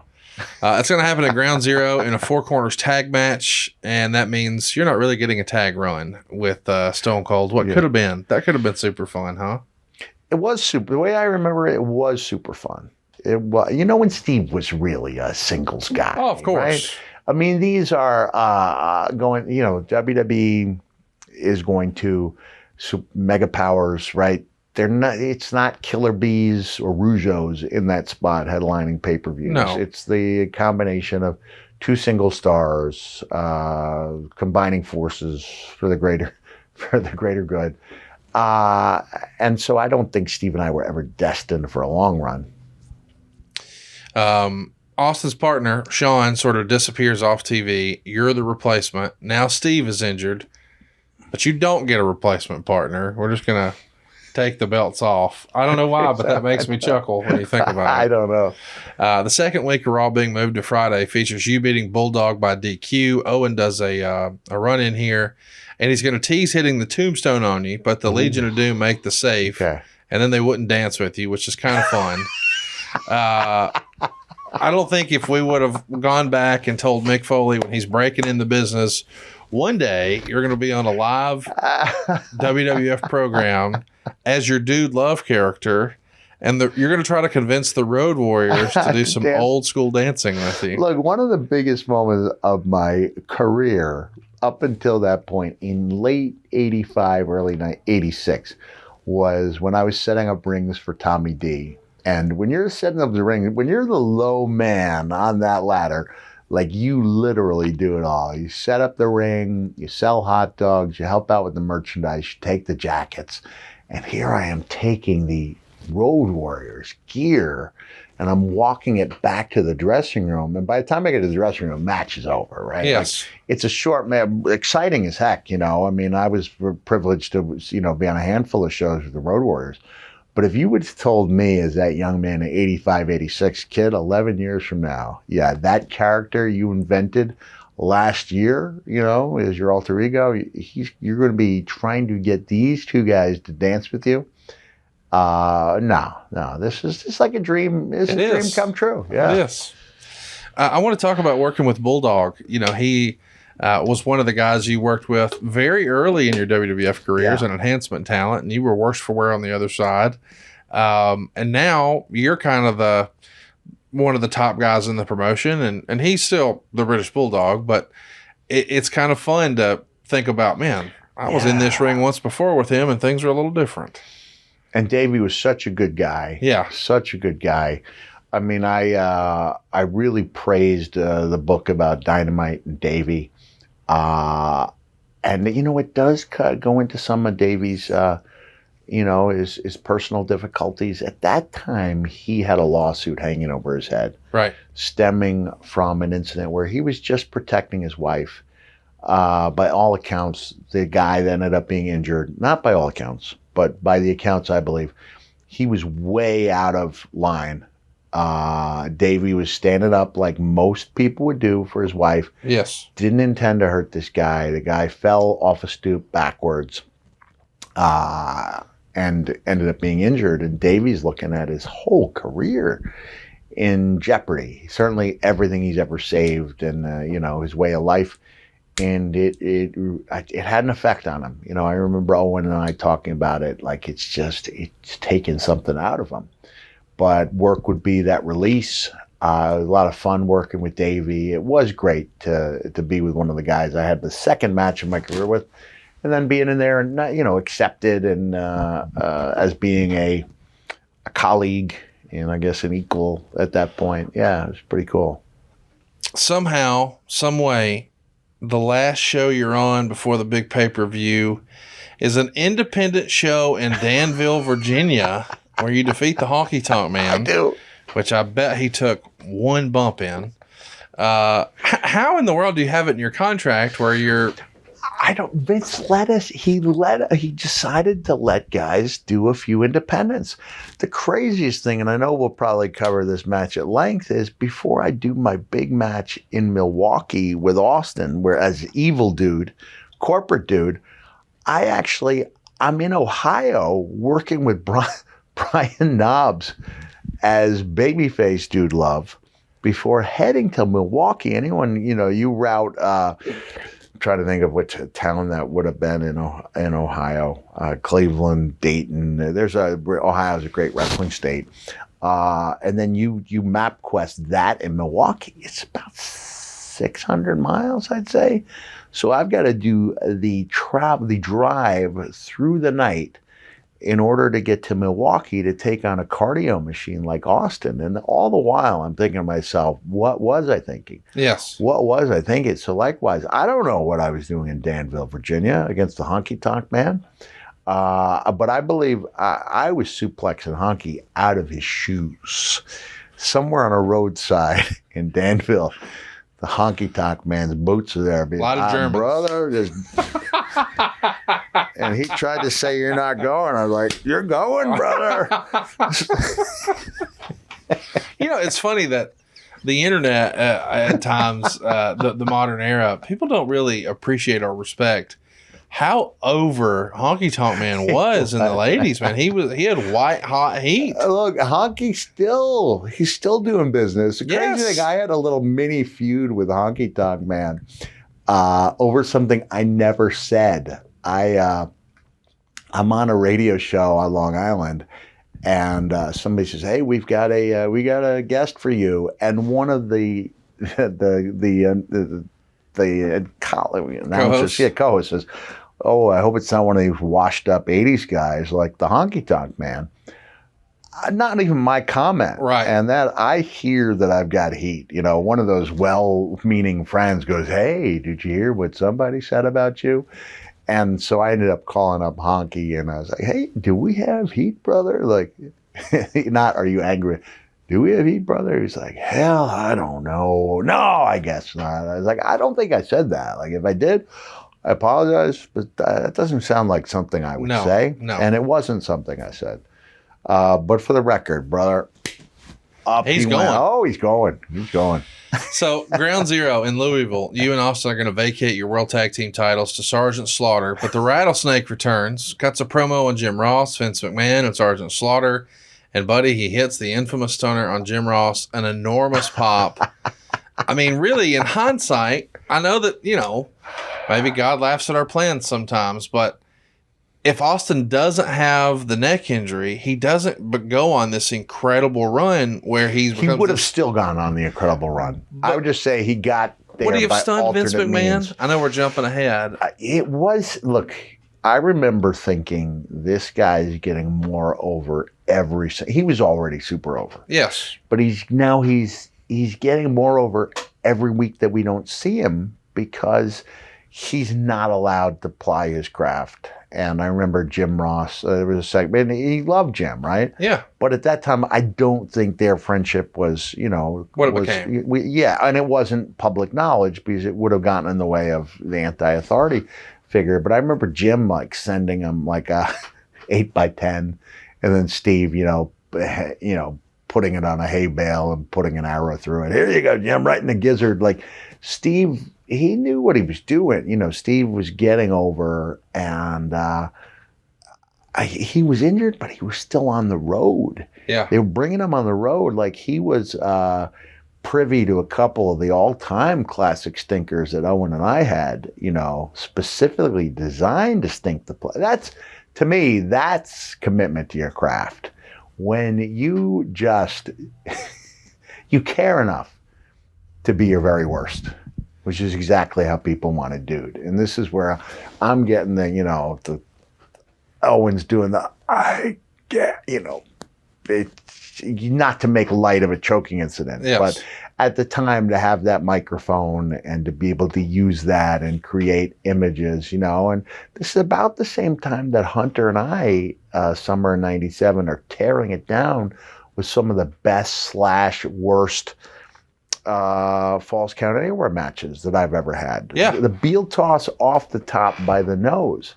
This is something that would have Carl Gotch, rolling in his grave. But brother, in Scituate, Massachusetts, and at the Cape Cod Melody Tent, they loved it. They loved it. Still do to this day.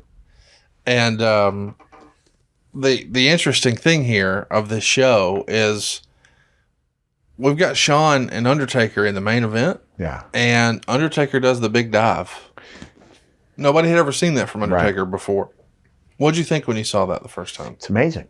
And it is. It's again goes to my belief you have to find big moves on their own aren't going to get a guy over, but when a guy is over, or a woman, and does the big move, it's just that one dive. Usually once a year, right? Yes. He almost didn't make it in one of those Mania matches. Yep. Made for an incredible double down spot, but we're all concerned for Undertaker's well-being. But yeah, the first time you see that guy, almost 7 feet tall, and I think his arms would be out like this, and it's just majestic. I remember during the pandemic, I saw a bald eagle take flight out of a tree, and I recorded it. I believe we have the video, so we can. Do we have the video? Grillo, I'm hearing we do have the video. So it was a pair of bald eagles. And I believe I even said the words, it's majestic. They're majestic. And that's how the Undertaker's dive struck me. It was majestic. And of course, this match ends in a no contest. So we're going to run it back the next month at the Next In Your House, which is going to be the debut of the Hell in a Cell. When do you remember hearing that, hey, we're going to try a new cage? You just had maybe the last classic Big Blue. Maybe there were some on the house shows, but the ones that folks saw is you guys at SummerSlam. And now, well, we're going to try a new cage match. When do you hear about that? Do you not know what it is until you see it? I think they did promos a few weeks out. It looked really interesting and something that I thought I was better off not being a part of, because as we spoke about last episode, I was not a classic cage match wrestler. It didn't play to my strength. So I was thinking better them than me. You preferred Big Blue at that point. I didn't prefer either of them. I prefer them when it came to gimmick matches. I'd done the stuff in Japan. I loved the Falls Count Anywhere. I did like the toys. I liked the succession of toys. I liked the barbed wire bat. I liked the thumbtacks. But I wasn't a climber, you know? Like when a guy maxes out as an athlete in 6th grade gym class with 4 pull-ups and then gets progressively less athletic from that point, he's not a guy who's going to do great things inside a cage. Today's episode is brought to you by CarShield, who makes it easy and affordable to protect my car from expensive repairs. And that's just for starters. CarShield is the #1 auto protection company in the U.S. and offers protection plans for around $100 a month. The plans cover more parts than ever before, whether your car has 5,000 miles or 150,000 miles. And let me tell you how simple it is to get your car fixed. When you need a repair, you choose the mechanic, and CarShield's administrators handle the rest. That's it. You don't have to deal with the paperwork or headaches. You're taken care of. Same goes if your car breaks down and you're stuck on the side of the road. Plans through CarShield also include coast-to-coast roadside assistance.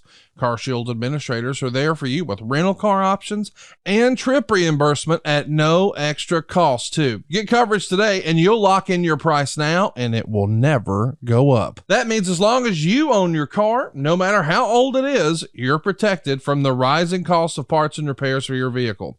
CarShield helps protect my wallet from expensive car repairs, and they'll do the same for you.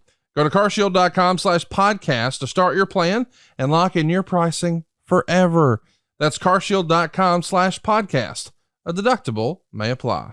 So the night after Ground Zero is the Intercontinental title tournament. Of course, Austin's going to have to vacate it because he's got the broken neck. And the show's in Cincinnati, Ohio. You're in the first round as Dude Love to take on Brian Pillman in his hometown. And next month, we'll dive into your relationship with Brian. But Pillman's unable to attend this match and he sends in a video for Goldust to see because he won the rights to Marlena, Goldust's wife, the night before for 30 days. And boy, we're seeing some Russo influence here, are we not? And by the way, as a 16-year-old boy, this was awesome. I loved it.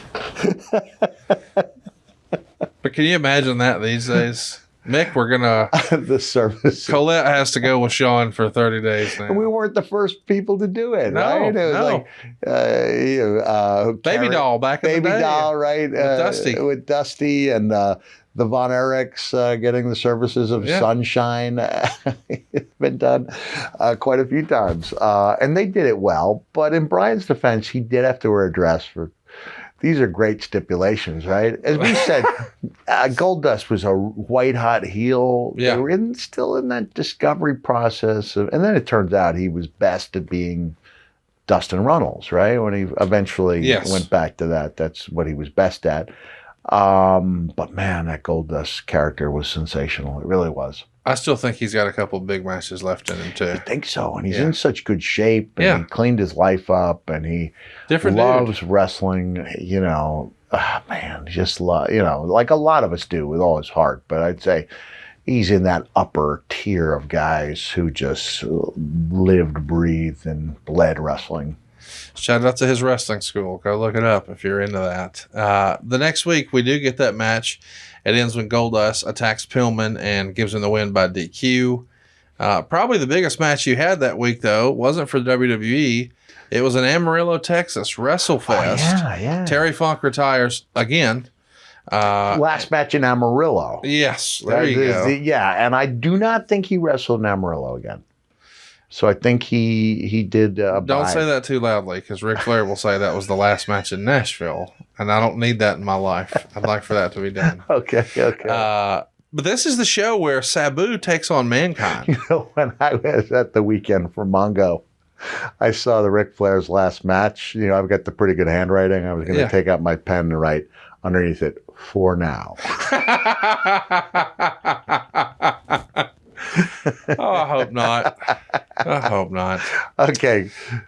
Mankind and Sabu. Yeah. Man, as a hardcore wrestling fan at the time who loved ECW and loved what you guys were doing in the WWF, this was like a dream come true. You know, we're getting the craziest hardcore wrestler of maybe the last decade with really the underground tape trading legend that had become Sabu, who's just now starting to get a little bit more momentum. He'd been on Raw a couple of times, and now ECW has pay-per-view. They're still on the late night TV. They don't have TNN yet, but this feels like a major happening. But it doesn't happen with big TV cameras. It happens at WrestleFest. Mm-hmm. I assume that, you know, because there's folks from every promotion on that card. Terry Funk carried that much respect in the business, did he not? Did. He sure did, to the point where he and Brat went over 40 minutes, I believe. Yeah, it was a long match. They had a great match, a classic match, and that's part of Beyond the Mat as well. And I believe this was the only time Mankind and Sabu ever wrestled, although we had some really great matches. Best of which I think was an independent show in Vegas. Crazy to me how much the two of us would put into it. And it was those matches that I watched quite a bit in 2004 when I was trying to get that Eye of the Tiger back for that match with Randy Orton. And I remember thinking, my God, we gave people a lot of bang for their buck. And there was this spot. I didn't know. I mean, somebody can maybe look up the Las Vegas laws circa, this would have been 96, whether or not you can justifiably kill someone for sweeping the blackjack table of all its chips. So just brawl out into the actual casino. And I see they're trying to prevent me. And by God, Cactus Jack does I called it Operation Clean Sweep, because it's what my oldest son Dewey would do, like in a game of Trouble or Sorry, where the cards were not going his way. When he's losing? Just sweep it clean. And that was me. I see all these chips, thousands of dollars of chips. People yelling, no. Whoosh, off they go. Up comes Sabu onto the table, pile driver on the blackjack table, and a false finish out of it. In what could have been the last move I ever did, because I believe no jury in the world is going to judge a man guilty for killing a pro wrestler who has pile driven an opponent on a blackjack table. Just my just my. When those chips go flying, do people in the casinos run over and try to pick the chips up and all that? You know what, Conrad? It's so crazy. Just focused on that match, just trying to give people the best match you can. And this is coming from a guy who just criticized people for doing moves in the interest of having the best match they can. I remember the chaos and remember finding out afterward that it was frowned upon by the casino and not caring. Right. And this is an indie show. I mean, I was pulling in 500 a night and maybe doing a couple hundred in gimmicks, but that was the way it was. Like, it was just no doubt. Like, the nice thing about it is you watch what Sabu and I are doing, and we're trusting each other with our lives. Like, we're responsible for the other guy's well-being. And so that trust is there. A quiet guy. I remember seeing him after the Funk show with Rob Van Dam because they were still really close.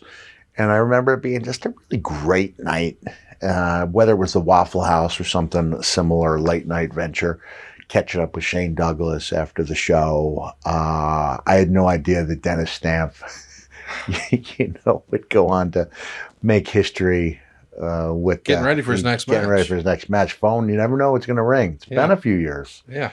And then he said, I know I could have a better match with Dory than that guy. And that guy was Rob Van Dam. Yes. But it was really special to be chosen to be part of that and to do the match. I honestly don't. Whereas I go back to Vegas and I remember every move that was done. There's some you remember and some you don't.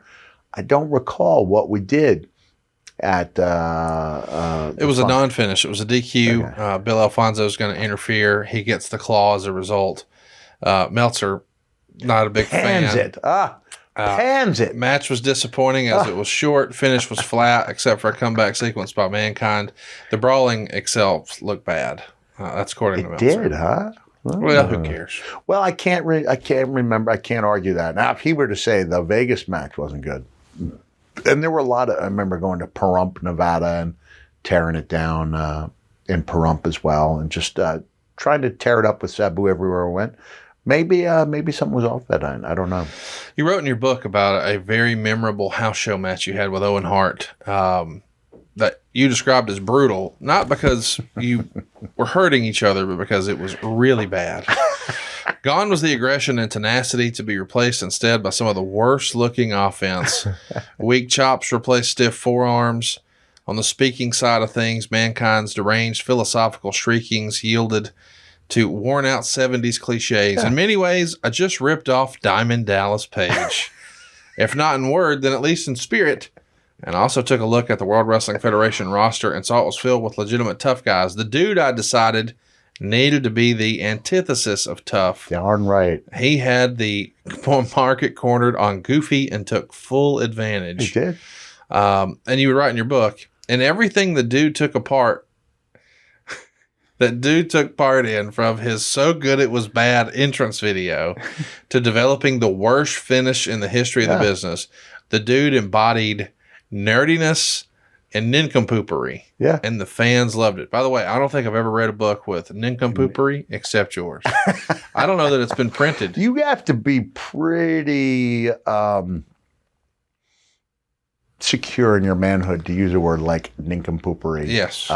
Speaking of secure in my manhood, Conrad, let me segue. I've got an incredible body spray for you to try. Oh, wow. I can't wait to try this. Is this a sign? I showered today. I can't find it. Son of a nutcracker. Anyway, it's the Full Yeti spray. I'll get it for the next episode. I tried out this beard oil by Mythical Beards. I got the little sampler pack because Lady Frost and the Savage Gentleman were on the ground floor. Oh, roll tide. Savage Gentleman, strong beard game. And I really liked it. It wasn't overdone. It was because the scents were kind of subtle. And so I asked the guy if he might look for a collaboration. Sure, what do you have in mind? And I was thinking mythical. It's got to be mythical. I love the peppermint, a year-round basis. And I said, Full Yeti.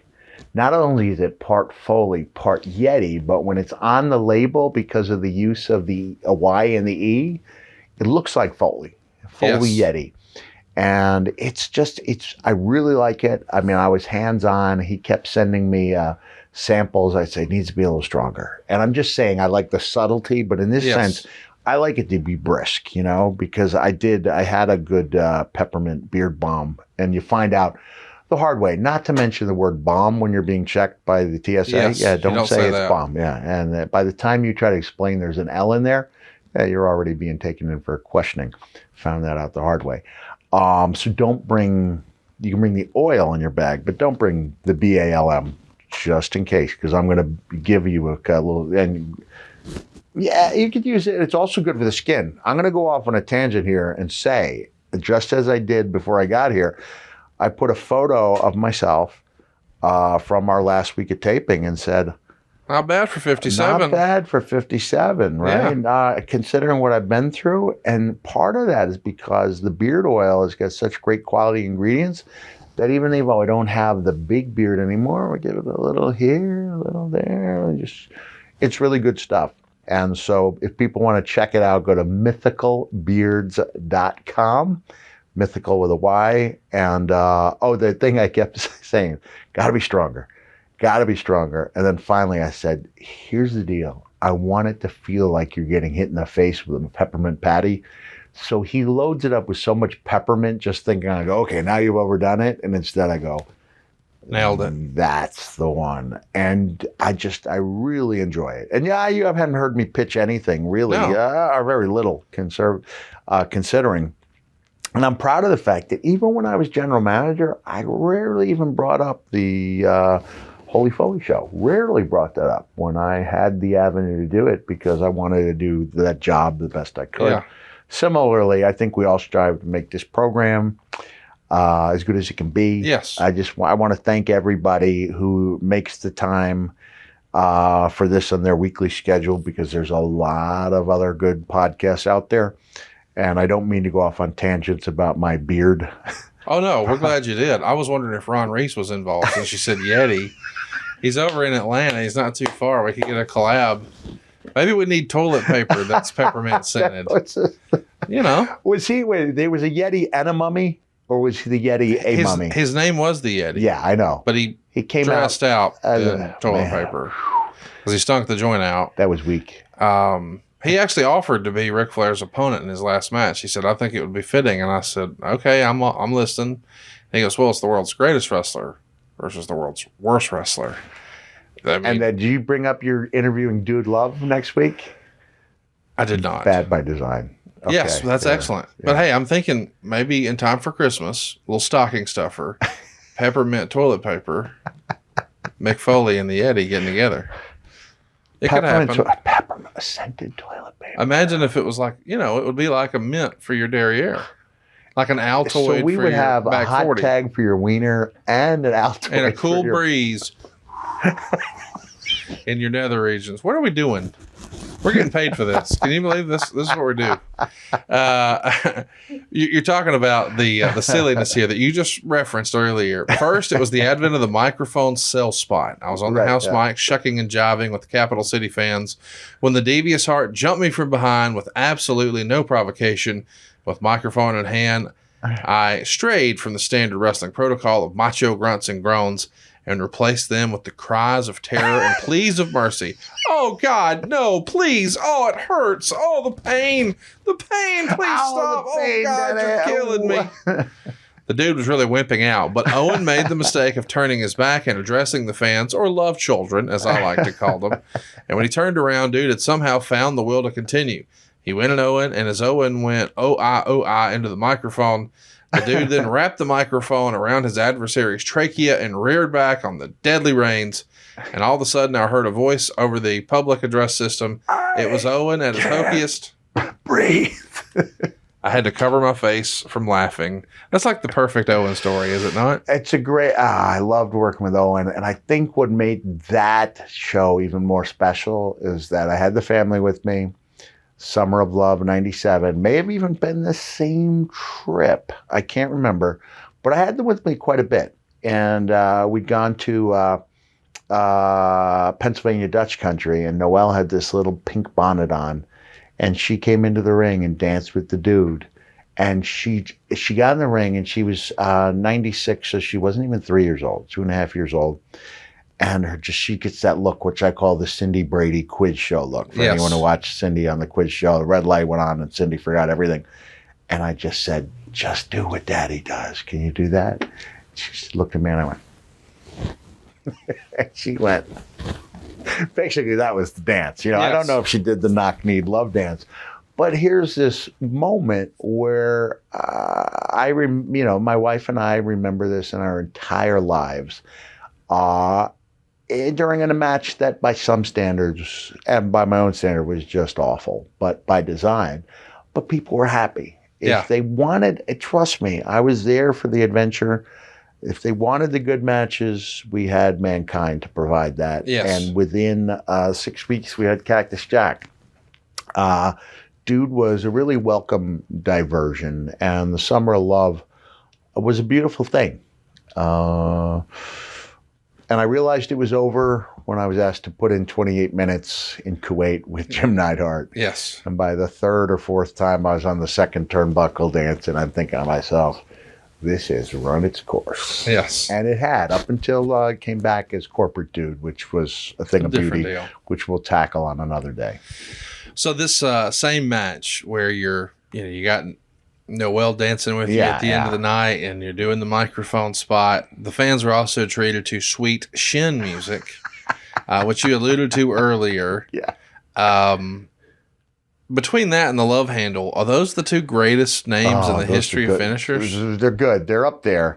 And I have to give sweet shin music credit where it deserves. I came up with the idea that it was kind of a takeoff on Shawn Michaels, right? Of course.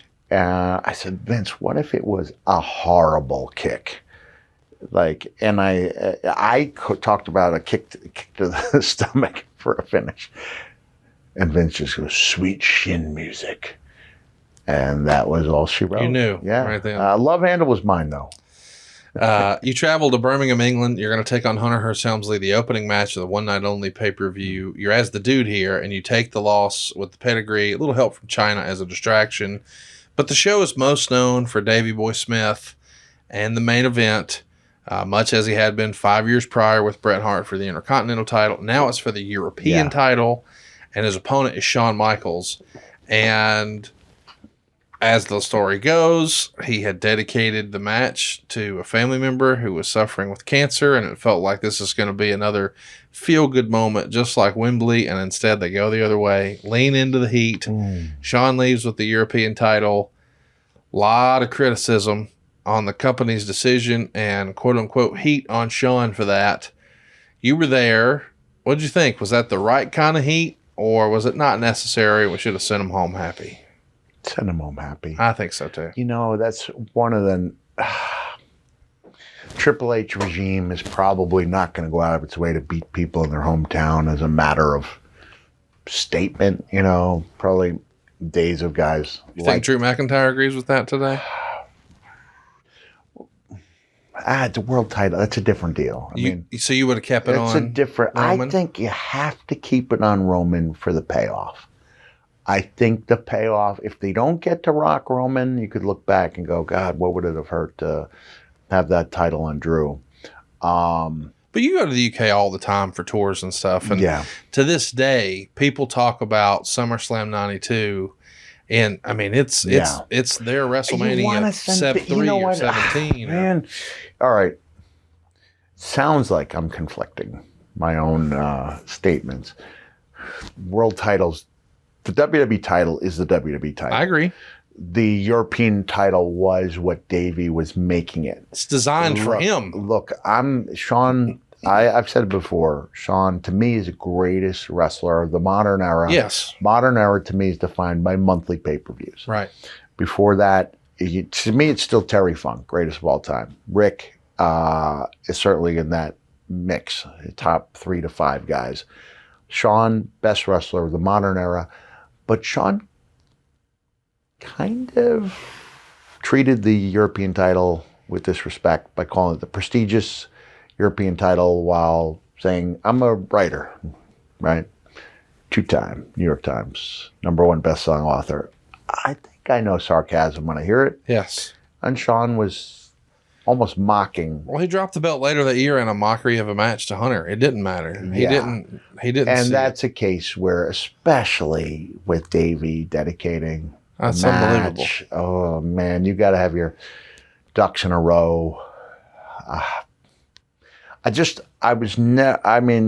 Going back to why beat Sasha in Boston? Yes. Why beat Charlotte in Charlotte? Why make JR kiss your ass in Oklahoma? In Oklahoma. Why beat Ray and we were talking about beating guys. Roman's super over.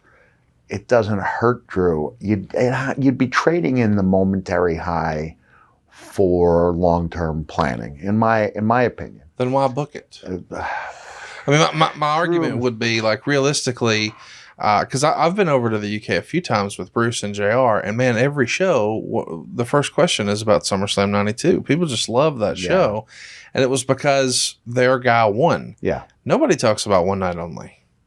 They do, because of the Hunter Dude match, because... Let me just, are we allowed to use WWE footage? No. No. So I'm going to have to paint a picture. Yes. Portrait. Dude goes for sweet chin music. Triple H escapes by leaping over Dude's kick. The athleticism. Bails to the outside and clearly wants no part of that. He wants no part of that kick. He's not ready for that. He's not ready for that. He did end up beating. I One Night Onlys I did not fare well at in wrestling or real life. You just think about, in hindsight, and I know we're having fun, but you think about how the business was really on a downturn in 92. Yeah. In 97, it's heating up, and to this day, people just can't get enough talking about 97, which is why we're doing it. Look, but they don't talk about One Night Only that same way. Because I'm going to offer into the mix that we should give the UK another huge show. Yes. Another, if not Mania, then why not revisit SummerSlam? It's been 20, that was 30 years ago. The rumor is they're going back next year for another big show. But maybe that should be the time for it to happen. One Night Only was crazy because you would literally arrive, have catering, wrestle, and be on a flight home. Yeah. And you'd be working that next night. Yeah. It was, in a sense, we didn't do as much globetrotting during that Attitude Era because we didn't have to. Yeah, you're hot here. Everything was sold out. So there was no need. By the time I'd gotten to Germany with WWE, they kind of run through it, where it gone being their strongest area in the world to being just another stop, to where sometimes there were more people in the lobby at the hotel. Right. Almost, I think we owe it to the good people of the United Kingdom. And I want to apologize. This is sincere. If people thought I was mocking the death of the Queen, I did. I was on a shoot, top secret shoot, that I'm not supposed to talk about anymore. If people really want to know, they can listen to last week. So I'm in the doghouse for mentioning what I'm doing. I am too. I'll show you some paperwork I got recently, which is why we can't show footage of that damn kick. But while we broke for lunch, when you shoot for WWE, you work hard days. It's a long day. Yeah, we break for lunch, and I hear that the Queen has passed away. And then moments later, I see the meme about the Queen when Meghan Markle visits, and it's Undertaker sitting up.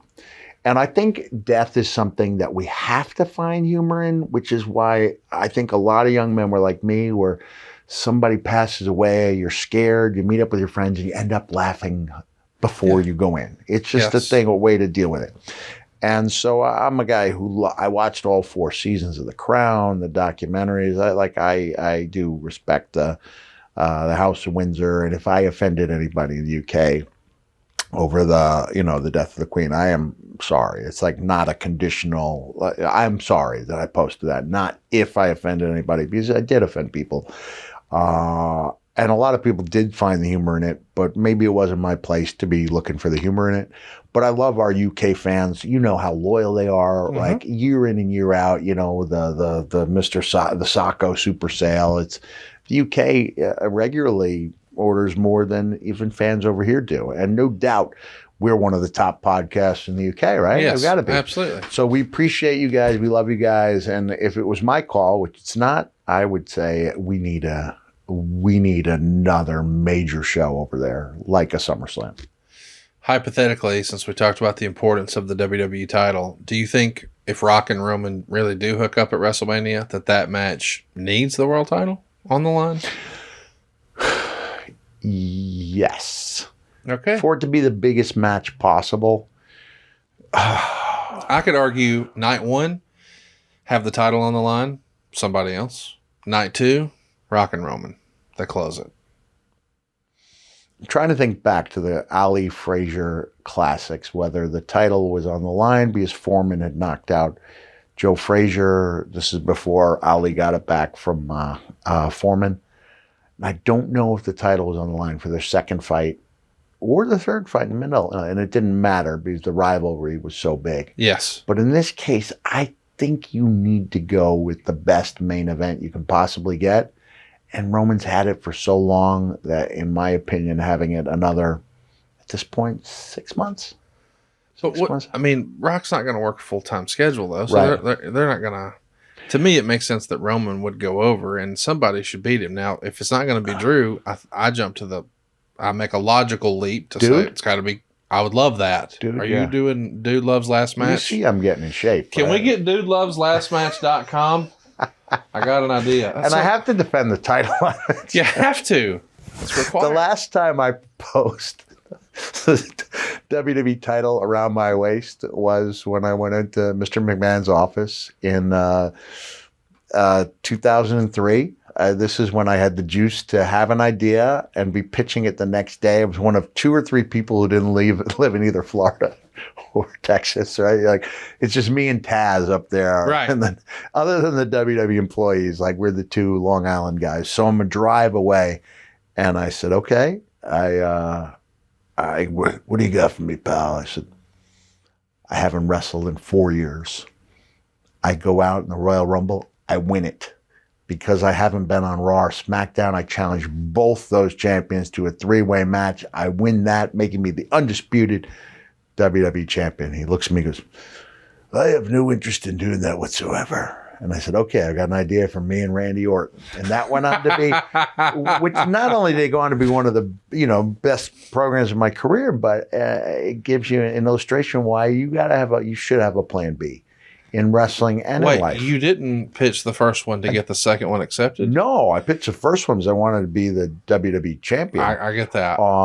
As a pro tip in sales for our listeners, especially, listen, if you're a newly married person and you're trying to convince your wife to let you do a boys trip or something, you pitch one that's absurd that she'll never say yes to, and then you pitch the real one second. Okay. And you're more likely to get some adoption there. So the first one has to be so over the top silly, like, well, there's no way she's going for this. And then you counter with, well, since I can't do that, could I do this? Does your wife listen to any of your podcasts? There's no way she hears this. Or I would not never my share wife this. neither. Okay. Yeah. So we're safest just way for me to friends. ensure Colette doesn't hear about something is to write it in one of my books. Well, usually I record my podcast at my house. Yeah. And at certain times of the day, my wife is there. But as you know, we're in my office. She's not here. So there's zero chance that any of this gets back. All right. But I plan to use my method tonight. I got to pitch a silly idea. I want to go to Cauliflower Alley at the end of the month. So I'm going to pitch that I'm going for a bachelor party to somewhere else. Okay. And that's going to get shot down.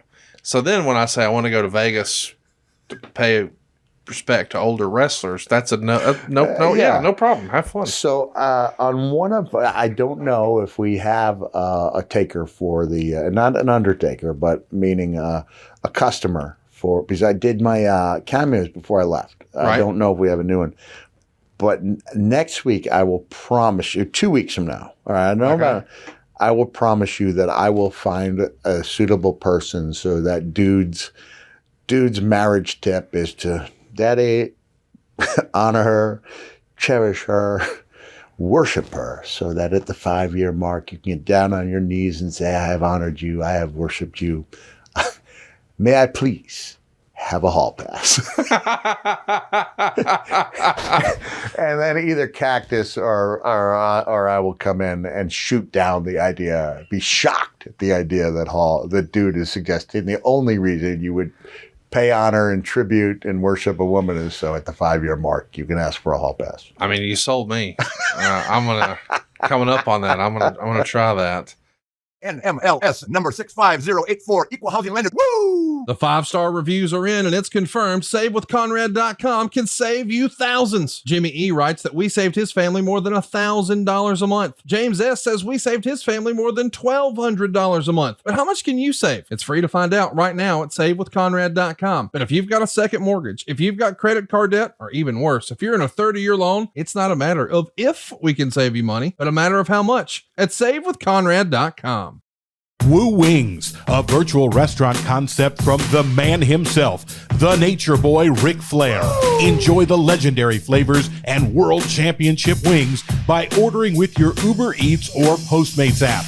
Woo Wings is now open in Nashville, San Antonio, Jacksonville, Florida, as well as Huntsville and Tuscaloosa in Alabama, with many more locations coming soon. Try the only chicken wings worthy of carrying the name of the 16-time world heavyweight champion. Tell him, Nate. Wings! Legendary flavors, world championship wings.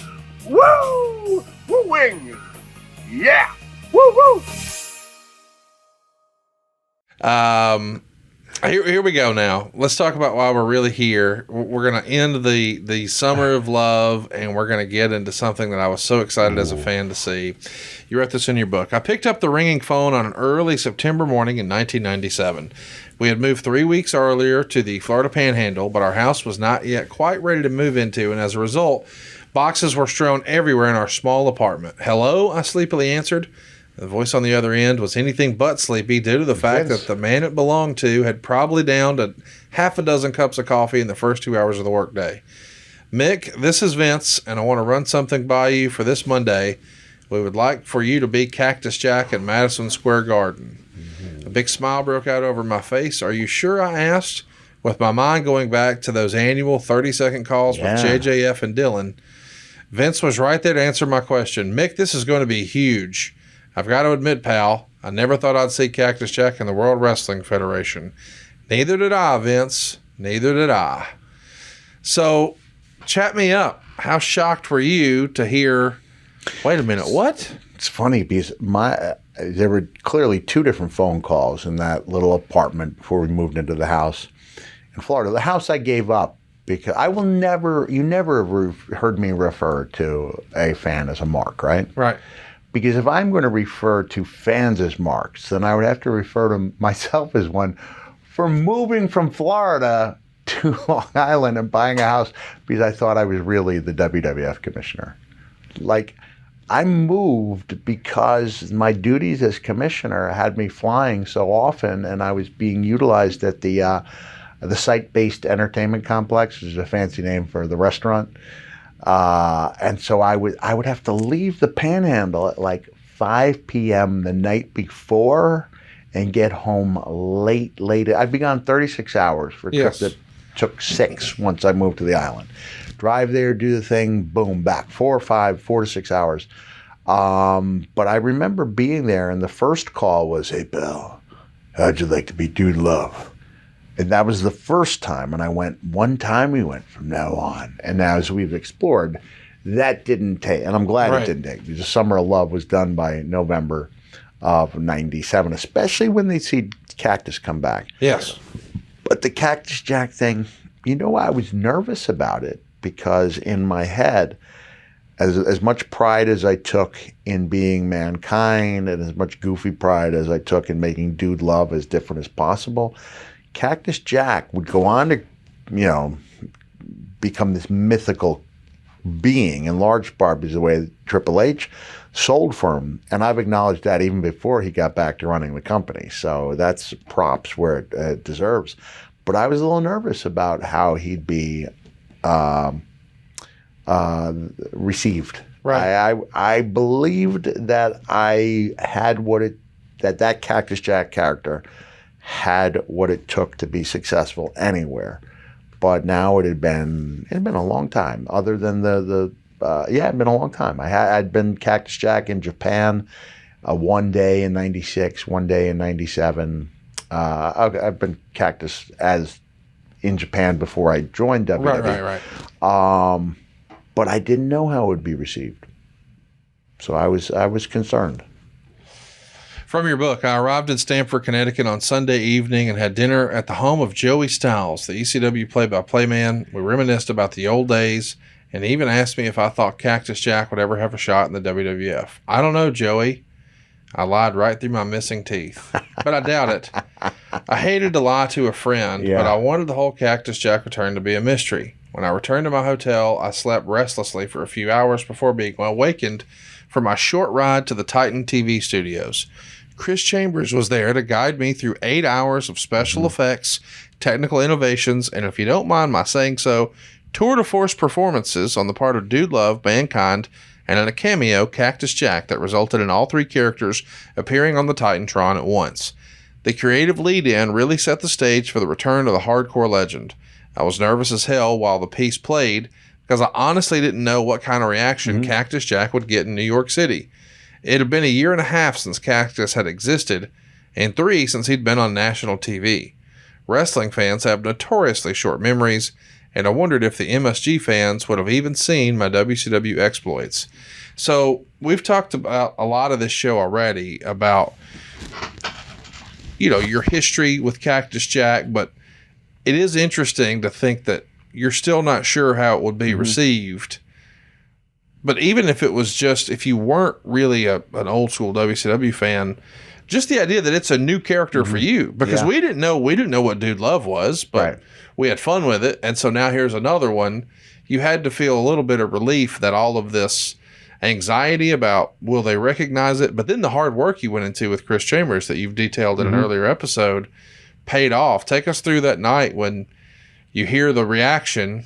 You're getting ready to go and you hear the reaction. Is it a sense of relief, nervousness, anxiousness? Yeah, the one thing we really had going for us, though, is that Cactus had been brought up as this kind of mythical character in those promos with JR that ran for 5 or 6 weeks. So the seed was planted in the mind that this guy's done some stuff that's really out there, and he sacrificed and paid a price. And there was that line in the JR promo, what would you say to Vince McMahon? And as Mankind said, why didn't you take me when I was good? Why didn't you take me when I was young? So there was a sense even there that age, 31, that I was kind of no longer, at the peak of my physical powers, as limited as they could have been, and that Cactus Jack was the guy. Like that run I had in Japan / ECW, that was probably as good a year as I've ever had in any character. Performance-wise.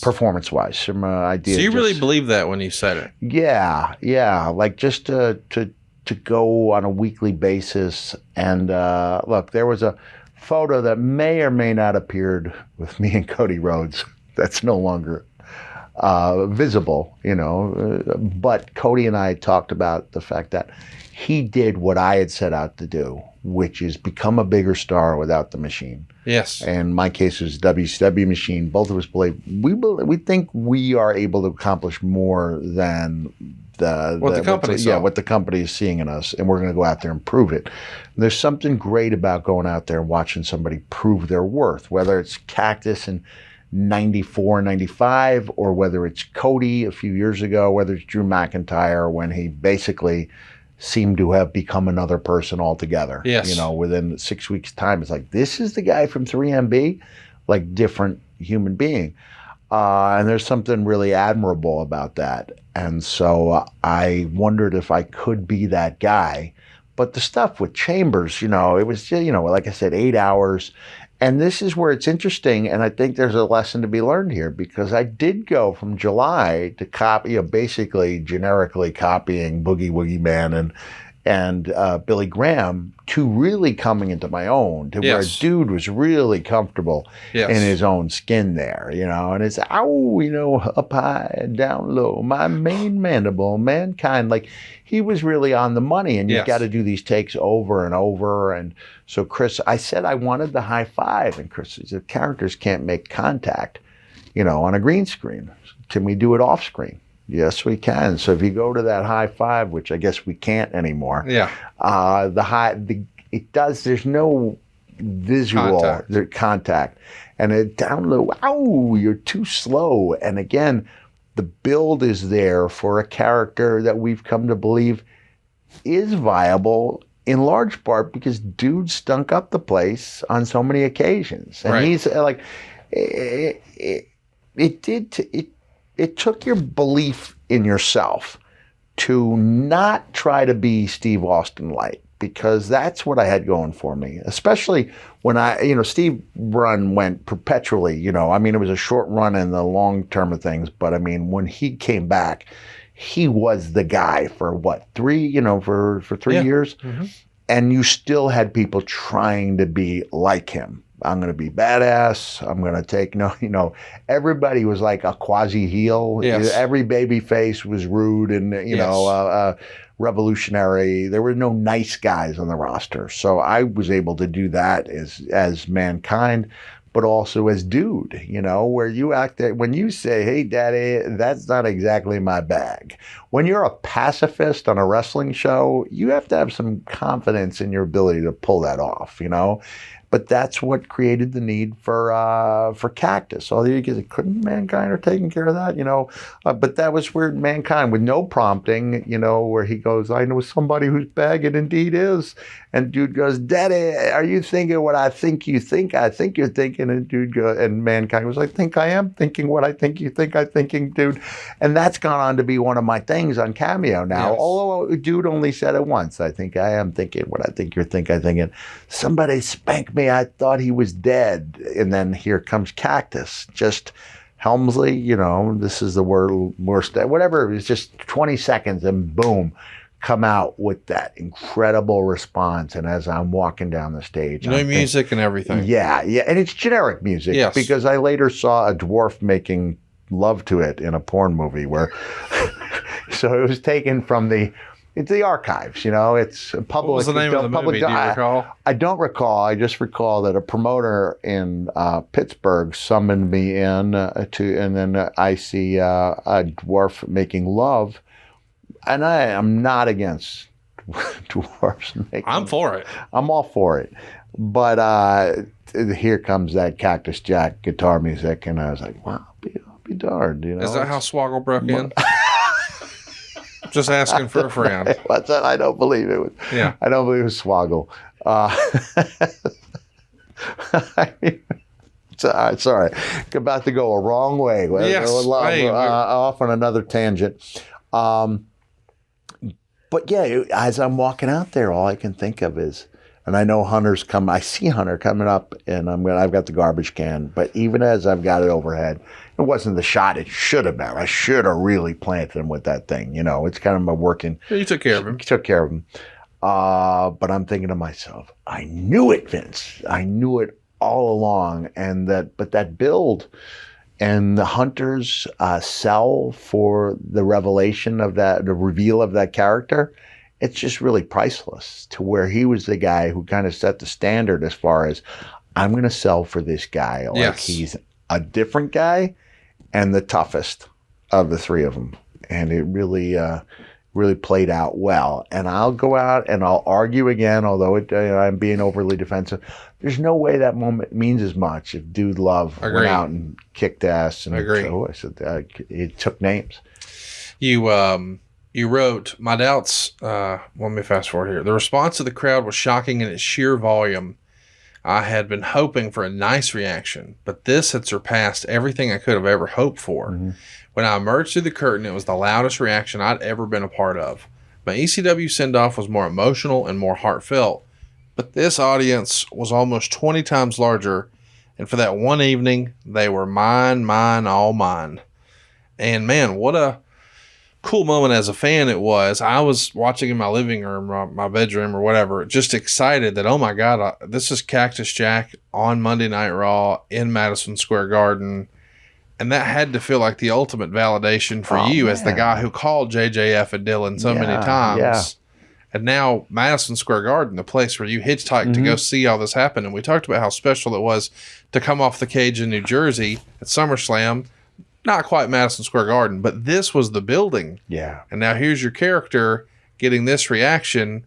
This has got to be one of the biggest milestones in your career at this point, right? Yeah. And I remember writing down a list of goals. You know, I was a goal-oriented person and a believer in visualization, and you know, you write out your goals, and it was amazing to me how many of them I'd actually hit. You know, one of them, I don't know if you can call that a main event, Madison Square Garden. I would go on a main event, not like Bruno did, but you know, a handful of times. It's the most memorable match that night. Yeah, and it was my best match in '97. We talked earlier about how part of '97 was affected by my back injury, but I'd been pretty healthy for about 4 months. And I believe it was my best match in '97. Fans often ask about that night and wonder what I was thinking on my way down the ramp. The truth is, my mind was full of mixed emotions when I heard the reaction at MSG. On one hand, I was basking in the adulation and it felt like I was on top of the world. On the other hand, I was thinking about my 30-second calls with JJF and Dylan and his assertion that I was lucky to have a job. I'd watched Mr. F and Dylan for years and always wondered how his interviews as the manager of the Four Horsemen, which were always delivered with the flash and sizzle of a UPS truck. Oh, why I'm working not at all? This is transference. This is anger that should be directed at Vince. I'm taking it out on JJ because he was the receiver of the calls and just doing what. All right, but Either way, you said, I hope that even someone as wise as Vince has truly learned a lesson about judging a book by its cover. And he did. And you also said, you know, I've often wondered what would have happened if I'd continued from that point on as Cactus Jack. It might have been huge or it might have died out, but who knows for sure. Also, a full-time Cactus Jack would have nullified the strange events of the next year that resulted in Mankind's sudden ascent in 1998. So I'm glad to hear that you recognize now 25 years later, not JJ's fault. It's not. Killing the messenger. It's not. And again, going back to the whole idea of being the something for everybody, JJ's promos were what they needed to be for that role because you had Rick and Arn and Tully and Ole. You had these great guys. So, I mean, there's a reason why you remember that faction and why JJ played a big role in that being the best or one of the top 3 or 4 factions of all time. And that is clearly displaced frustration. But he was the voice that I would hear every year. And it would infuriate me that I couldn't even get a meeting, you know? Yeah. So I'm not asking for a meeting at the house. Like I'm the top guy. Eventually I did get the meeting in the office. But it wasn't a phone call from JR. It was at least a meeting with Vince at the office. But it's like, man, I just, you know, this is where I'll knock the process a little bit, and I'll offer up a remedy. When my son was a writer for 6 years, he said part of the problem was that none of the writers watched NXT. Right. And it's like, you know what? Why don't we tack that on as part of the job requirement? It was, is it 2 hours now? 2 hours? Yeah. At one time, it was an hour-long show. Watch the show. See what makes the character special so that when they get called up, you're not doing a caricature of the character. You got to think that's changed now with Hunter, right? I believe it. It's just common sense.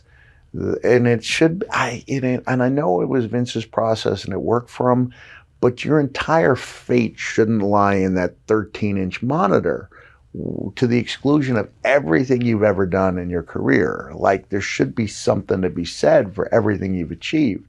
So if, God forbid, you don't go out there and knock it dead in a ring unlike any you've ever been in, 2 feet longer than every other ring that's out there that I know of, ropes instead of cables, entirely new audience, and you're supposed to burn it down while not doing too much, not having much time to tell a story, and you've got to make such a great first impression that everything you do, that the only thing you do is on that monitor is going to merit you being called back. You can't go out there and tear the house down because that's not what they want. You can't go out there and do nothing because that shows no ability.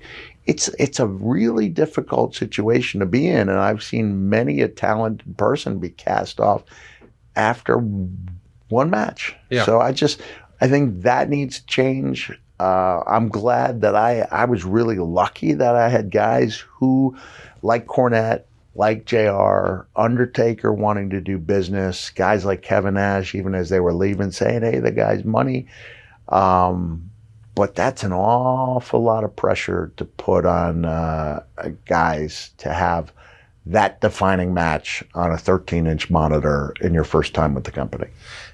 I probably, and listen, I don't know what's going on up there. I don't ask Bruce, but in my head, the writers probably weren't watching the show because they knew Vince wasn't. And now that they know Hunter was so involved in NXT and saw so many of his characters just changed on their very first appearance, and one of his very best friends is running it, I gotta think that maybe the writers are more invested. Well, in what's going on. It should be a requirement. Yeah. It just should be a requirement. Even if they sit together and fast forward through the commercials, and you fast forward through a promo here and there. Well, let's put the guys together for 75 minutes to watch a 2-hour show so they keep up on what's working and why it's working. Yeah, no, I totally agree. Meltzer would say you guys had an excellent brawl. There were very loud ECW chants when Cactus first came out. Jack took all the hellacious bumps. Helmsley took great bumps himself. And they brought out a gimmick table, and Helmsley went for the pedigree, but Jack gave him a low blow and a pile driver through the table for the pin. It wasn't a gimmick table. Talk to me about the table, because it looks totally different. It was I guess it was a cheaper wood, and I don't know if any of us knew that. Like, there was a table during Spring Stampede with me and Max against the Nasty Boys that breaks. It wasn't gimmicked. It was just not a table made to support 600 pounds. Well, most aren't. most are made to sit and eat or do a little light work on. Yeah, some desk work. But 300 pounds, pile drivers, things like that. So I remember that table shaking, but it wasn't gimmicked. I don't know how you would go about gimmicking something where it will support 600. I mean, that case about 540. Whatever it is. A lot of weight, but then it will give during the pile driver part of it. So no, it wasn't gimmicked. It just was probably not the quality that some of them have been. So there's your headline. Mick Foley says Dave Meltzer got it wrong. Hey, so I want to ask, this Monday Night Raw from MSG, man, what a memorable show. Yeah. Not just for Cactus Jack, but it's where Stone Cold would stun Vince McMahon and get arrested. And it's famously the show where right before they go on the air, Vince meets with Brett and tells him, I can't afford your contract. See if WCW will get you your old offer back from a year prior. I'm curious, from your perspective, when did the locker room, or when did you hear that Brett had been told, go negotiate with WCW? I don't believe it was that night. Yeah. So it was probably something that started making the rounds within a couple of weeks. Because they'd done that really dramatic build where they, just like 6 months earlier, where we went overtime and they showed Vince, like Brett's going to come out and make his decision. It was the prior October. Yeah. So it was 11 months prior. Okay. And now. Signs the 20-year deal. Yeah. Essentially, 20-year deal, and now 11 months later. Can't afford it. Can't do it. Give an indication of, how much we were depending on Steve. Yes. Payoffs were pretty good, but 97 wasn't like a banner year. No. For me. WCW's firmly in control then. Yeah. They're the number one organization. Yeah. We're playing catch-up ball, and it's always been fascinating to look back and think about, here we are in September telling Brett we can't afford him. Tyson's here in January. Now, don't get me wrong, that's a gamble and calculated risk, I think is what Vince would call it. But still, he's a beloved figure and the world champion. And you're doing a Monday Night Raw at Madison Square Garden for the first time ever. And there's been so many shows that happened at MSG. I think fans kind of forget that's the first Monday Night Raw. I didn't know that. I did not know. Yeah, they ran New York a lot, but they ran Manhattan Center, smaller buildings. But this is a big deal because the rent's so expensive. So expensive. And to hear, while we're in the most expensive building in America, we can't afford your contract, when he's been white hot all summer. Yeah. It's got to be professional. Yes. Loves the company. I ran into Natty a few weeks ago. on a show I may or may not be. That you can't talk about. Yeah. You saw her once recently. Recently, saw her in passing, talked for about 4 hours, but I'm not at liberty to discuss that yet. Well, I had a lot of fun talking about Cactus Jack and his debut here. I mean, it's got to be a big moment for you. You probably never imagined that we would see Cactus Jack in the WWF, but to your point, without Dude Love, it probably wouldn't have happened.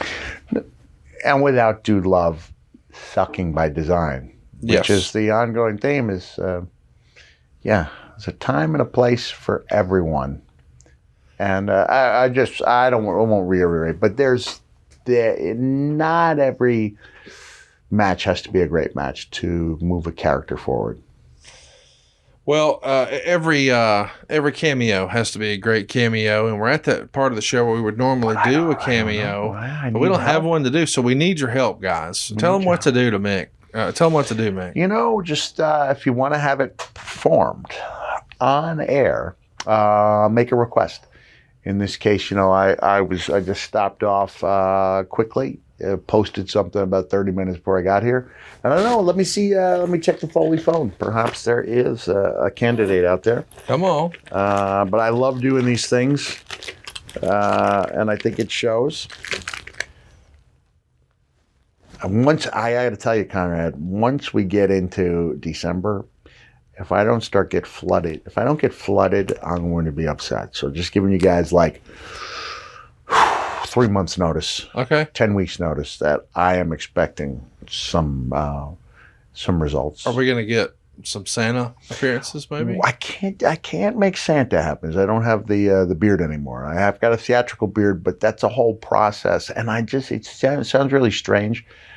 I can't risk, even for the benefit of our thousands and thousands of listeners, I can't risk a child who is part of the experience. That's I don't want to do. That's why I backed off on all the WWE stuff, because I realized, hey, I worked really hard to earn that privilege of being in a hospital room where the presentation is good enough to where I could be the real guy.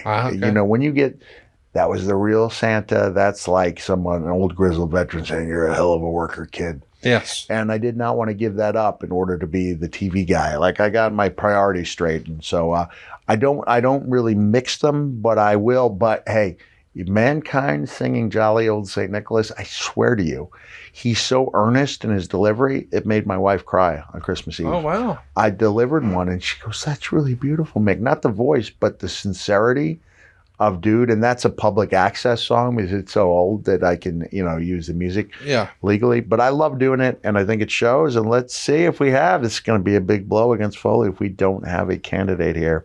But we do not. I'm all caught up. So in weeks to come, cameo.com/Mick Foley, and we'll make it happen. You just nailed your delivery on the fanny pack. Have you done that before? Your fanny pack. I mean, how many years have you been rocking a fanny pack? When do you think you started? I took a 10-year break. Okay. And it was literally, I went like most of the guys, I broke in in 85, gave it up somewhere around 2000, and won somewhere around there, because it was thought to be an eyesore, and it was.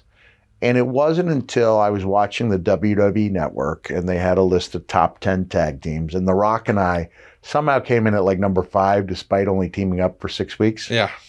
And every image they showed featured a worse and worse fashion faux pas. And I just said in the middle of the living room, I might as well go back to the fanny pack. It's not like it's ruining one of the looks I've worked so hard on. And at that point, I believe I had a cowboy boot I'd have my wallet in, I don't know where people store this stuff. I need to be able to put a week's worth of luggage around my waist. And so when I went back to the pack and never looked back. You ever going to bring back the Halliburton? Well, right now I've got my daughter, Noelle Stormtrooper. Yes, let's show that. Because every time you bring it in, I can't help but smile. So this is on loan. One of the rigors of the road is that we beat on these suitcases. I mean, literally, in 2 months. you're getting the type of use that a normal vacationer would get in 10, 15 years. Yeah.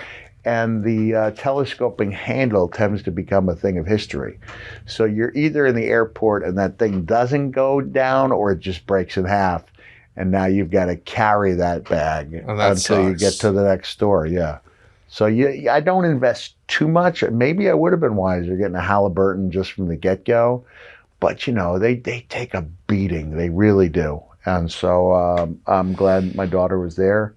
Just in the mick of time with a bag. In the mick of time. In the mick of time, yeah. Ladies and gentlemen, that could have been a luggage commercial. So if you have an ad agency and you're looking for some exposure, we got you right here. Is this product placement? Yes. All right. Yeah. If it's product placement, I might as well just try. Yeah, help our man out one last time. Next week, we're going to, we had a lot of fun talking today about a great time in your career. Next week, we're going to talk about somebody you had a lot of fun with. Mr. Brian Pillman. Let's do it. We'll see you next week right here on Foley's Pod.